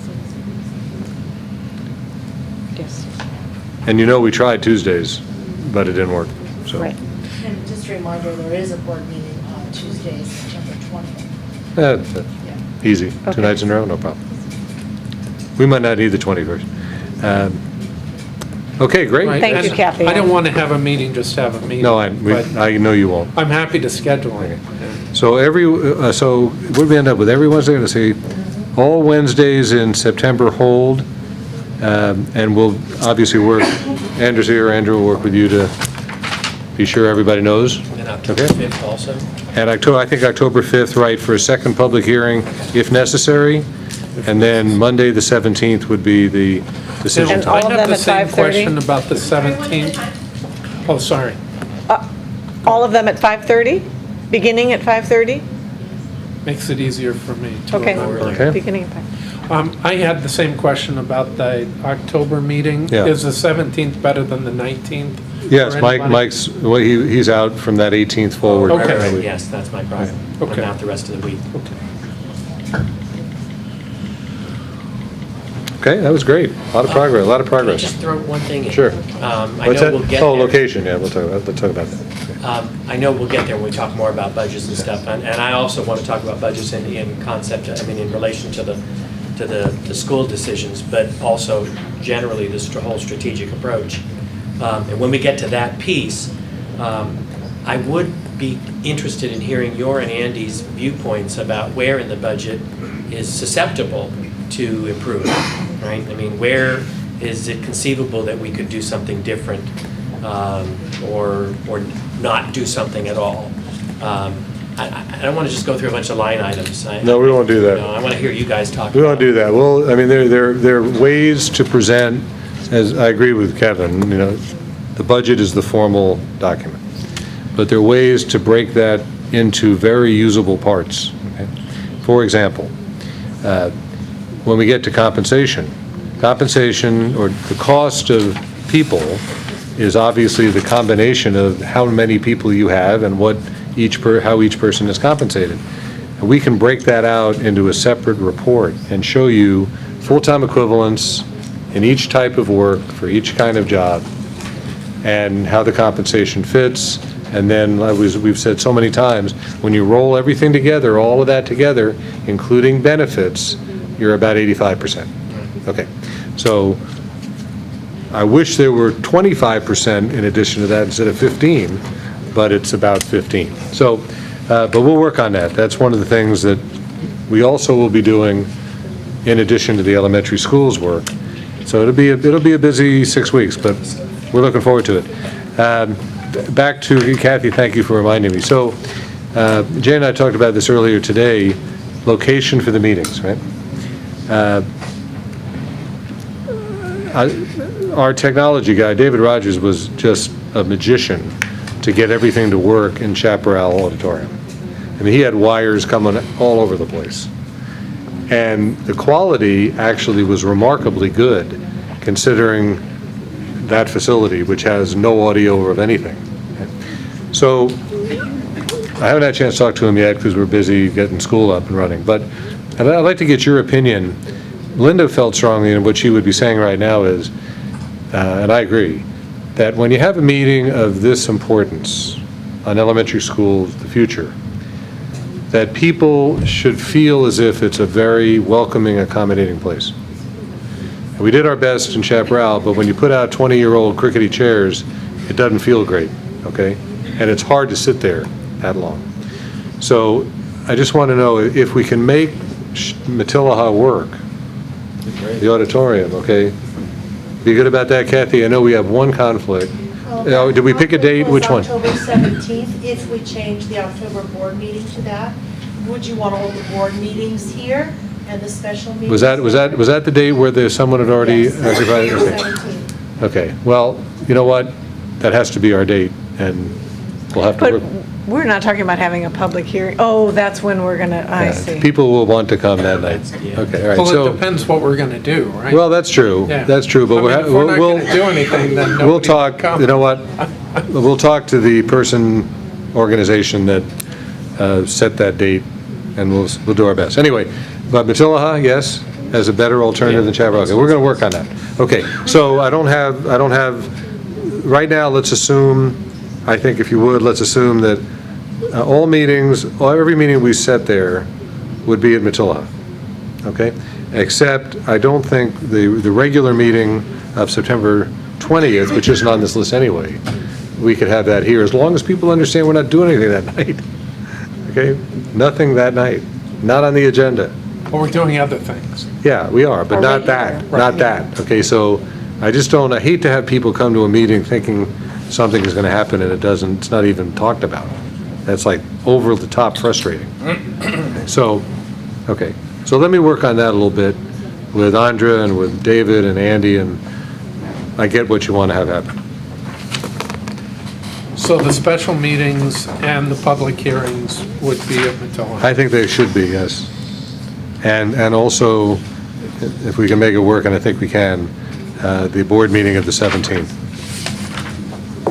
So do we need to officially vote on that? Have an action on rescheduling the October Yes. 18th regular meeting? Yes. To move it to October 17th? I'll move. I'll second it. And Those in favor? Aye. Opposed? So, Okay. 753, do we have a vote on 752? yeah, that was my question. Oh, the dates. So I'll need a motion to approve Wednesday, September 7th for the first elementary configuration meeting. I'll move. Wednesday, the 14th, I'm going to do them all. Wednesday, the 14th as the second meeting. Wednesday, September 21st as an optional third meeting if necessary. And Wednesday, September 28th as the first public hearing. So moved. I'll second. Those in favor? Aye. No, none opposed. Okay. Okay. Superintendent's report. Oh, gosh, I'm talked out. It's been a lot of words coming from this chair tonight. I think, state the obvious, we're starting school next week. I feel really good about the conversations that I've had with the principals. I told you about the meeting we had yesterday with the elementary principals to balance enrollments. I will send that information out to you as soon as I feel the students are set, which should be by this Friday. That was our goal, to make sure students knew where they were going. I will tell you one thing that's interesting. So I'm not going to tell you the punchline. I'll just tell you what the challenge is. You remember last year, throughout a good part of the year, we had a couple of meetings, grade meetings with the kindergarten teachers in the district. Marilyn Smith led the meetings. I attended both. It was focused on the TK program, right? And in fact, a survey was done of parents about how they would feel about, say, two choices, for example, a TK program, a discrete one, at a central location, or not that, but having the TK students stay at the school where you are. Well, then there was a third alternative, and the overwhelming choice was a TK program discrete at my school. So, and I will say, the teachers, interestingly enough, they were a great bunch of opinions, split, actually, about whether they would even want their TK students not to be in the school where they're teaching kindergarten. They saw an advantage of having some of those TK students stay, or be in their school. But the commitment that I made to the group was that we would look hard at the data once we knew how many TK students we had in the district for 16-17, and then take a hard look at some options for possibly one or two centrally located programs. Okay. Are we required to have a TK? You have to, I know you know all the legislation on this. To have a TK, yes. So students are eligible with birth dates between September 2 and December 2nd. So for those students, we are required. So that's about 4 years old now, 4 or 5 years old. That requirement's about 4 or 5 years old, right? And actually what happened is, interestingly enough, the date kept moving back by a month. So the kindergartners now were September as opposed to December. Okay, anyhow, so nothing's ever static in this world of parents enrolling kids. As of about 3 o'clock this afternoon, it looks like we're somewhere in the low 30s or so of TK students, district-wide. The largest number, once again, is at Miramonte. Last time I looked at it, was 13. But we have some interesting numbers. For example, we have, Teresa, at 6, 7 at San Antonio, right? 6, 7 TK at San Antonio. I thought the number you showed me was 6. Yeah, 6. 6, got it. And then So, there's one at Summit. Okay, right, so there you go. So 7 between the two, 6 San Antonio, 1 Summit, 13 at Miramonte, and then another 10 plus between, bless you, looks like seven or so at Topa Topa and 4 or 5 at Myers Oaks. So, good number with, again, the plurality, plurality at Miramonte. So, until about a week ago, I was looking at disparate numbers, and we just accommodated any way we could. And Andy, why don't you talk a little bit about what you learned about a potential central location? Well, first of all, here, what'd you learn about here, and second, what'd you learn about Miramonte? Sure, so we were looking at the viability of having a TK program run near the preschool. We learned, both speaking with staff at the preschool as well as some research I did at the state level, that site would not meet the requirements, and it also hold up a number of hurdles for the preschool program for licensing, as they'd have to now gain new licensing for a higher number of students to be accessing the playground, that sort of thing. So learned that it was not an option for this year at the district office. Just unfortunately, a few days ago, we did learn that CDR is ceasing operations at Miramonte. So that's the Head Start preschool program that operates, or had operated at Miramonte, Myers Oaks, and at Topa Topa. They notified us just this past Friday that they are pulling out of Miramonte, going to really focus their energies on the other 2 schools in the valley, as well as opening up a new program in Oakview. And that school happens to, after that classroom happens to actually be really well situated to potentially accept a TK program. And already, being that it was a preschool program, previously it has, an in-room bathroom, has, sinks for the younger student that really, would be working out well for that age 4 or 5, student who's in TK. So that room just became available. I'm working with CDR right now to discuss some of those logistics of us potentially transitioning for either the after-school program or TK is another option there. Great. So, we're looking at it, and I had to want to work through this meeting. I promised the group that we met with yesterday that very soon after today, like tomorrow and Thursday, I want to pull all the data together, send it out, have another meeting to talk about a potentially separate TK program, which by necessity, and actually numerically it works, would be at Miramonte if we did it. Okay, now, if we did it, there are a couple things. First of all, if we did it, it doesn't mean that we wouldn't also allow TK students to be in other schools, right? One of the things I'm thinking about is giving the parents an option. Right? So if you want to stay in your own school, we have room. We know what the TKK combinations are. But if the parents follow the survey results, and about 15 students of the other, that's a little bit high, of the 12 to 13 of the non-Miramonte kids, right, would want to come to Miramonte, now you have a pretty darn good group for me. Now, we're not supposed to go beyond 20, so we'd have to work it out. But it's possible we could have a centralized program in Miramonte because of the available facility, because they have the most kids, in order to serve the desires of some families, right, but not force it. Right? So if you wanted to be in both, you can be in both. So I think it could be a great solution. I would love to do it to see how it works. Okay? Because last year, remember, we had a discrete TK program, right, at Miramonte, but it was just serendipitous. I mean, and it was all Miramonte kids. So we haven't ever done something where. We did it the year before with Molly. Oh, we did it Topa Topa for a smaller number of students. Yeah. That's right. But it was always only one school. We haven't had multiple school students come together in a central location, in this case Miramonte.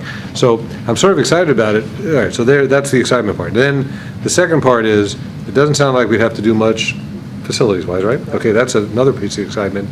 Now then, going back to budget, right? If you're going to pull students out of a TKK combination of enrollment, district-wide, Miramonte in particular, and you have a discrete program in a separate location, now you have to hire someone to teach it, right? And we know that it works well and it's fair to the teacher to offer it at about a 0.6 assignment, okay? So you can figure out the numbers, starting salary plus benefits, call that 60, 36,000 or so that we didn't plan on in the budget, but it could be a great program to look at. Okay, so that's what we're looking at. I haven't decided yet, and I really want to get the input of the principals, and Angie will be there, and then if we can get everybody back together again. I mean, you could actually start it, you could start it one way and then change. I mean, it doesn't have to be in place on day one. I'd like it to be, though. I mean, you don't want a 4.5-year-old to be in one place and then Tuesday they're in another place. I mean, it's not ideal. So I'd like to make the decision, but it's going to take a little time. If we do have a central location and we're looking for students to join Miramonte students, even that will take a little time, right? To publicize it, get the parents to agree, all that kind of thing. So, but it's a pretty exciting possibility that I didn't think was really on the table 3 or 4 weeks ago, because I didn't think we had that many TK kids. So that's interesting. That's probably the biggest part of the elementary piece. Secondary, I'm meeting tomorrow with our new principal and assistant principal at Matilaha, who are hardly new, but they're new in their titles. And one of the things I'm going to talk to them about in great detail is the whole, what you asked. I want you to vision, you two to vision what it would look like if we were 6'8". You know, if we do it, you're going to be in charge. So I want you to do it, okay? I mean, we had the committee together. I have lots of ideas. I want them to think about it in terms of space. As you said, you know, it's not like the lunch facilities are great. You know, we'd have to do some work. So, you know that I put out a figure of about $150,000 to get it done. So that's Matilaha, 2 new leaders, but not new, great people. They love working together. And the high school, you know, we have to change also leadership, where Dave is moving to academic services and Jim Hall is stepping in as the dean person.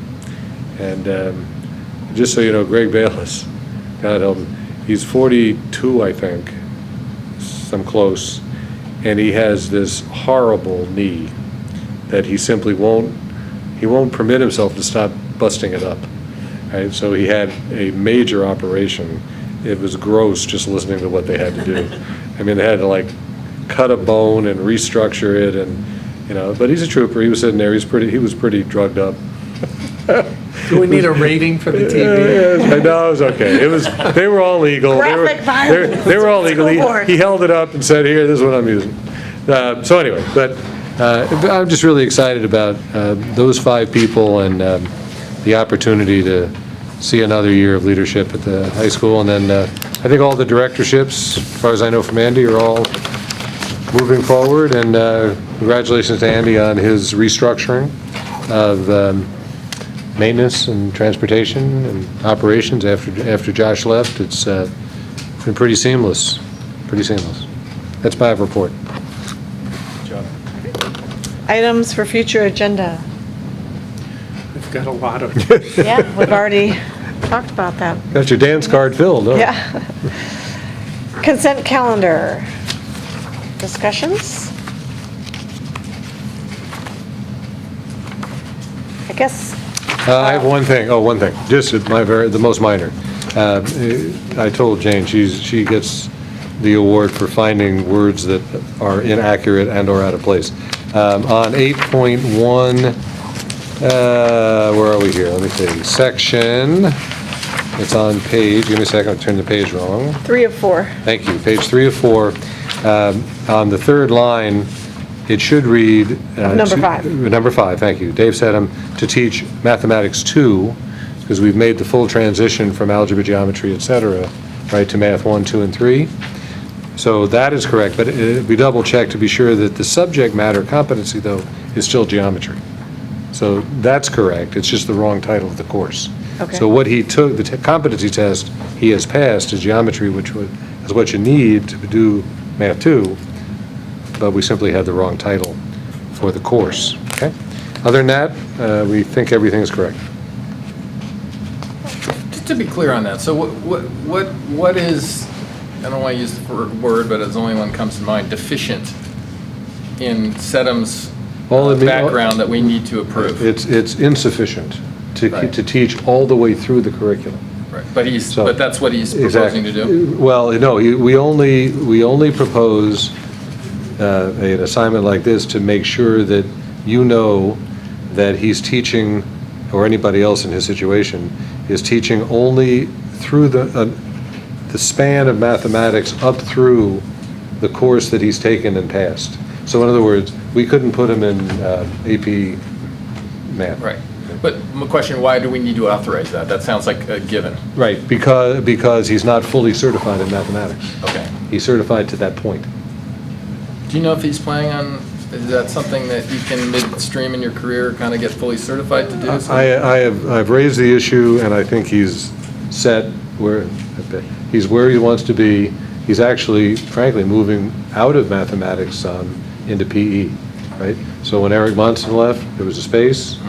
He's moving into a split assignment between PE and math, which is what he wanted to do. Okay. And So then, this is a yearly thing? Yeah, it is. Right. Just to let you know that he's only teaching as far through the curriculum as he's certified to do. this isn't specific to, well, I guess it is in terms of these numbers. There's things I'd like to look at when we talk about the budget Okay? that Okay. I worry about on these consent. I'll move to approve. Second? All those in favor? Aye. None opposed. Hey, Jane, are you up to close the meeting? Yes? Before you do, I would like to acknowledge Steve Weed, who has had some health problems and is very involved in our community. It's great to see you out and about, Yeah. Steve. Yeah. So, Well done. And on that note, Well done. the meeting is Well adjourned. done. Hi, Sal. Thank you. Okay.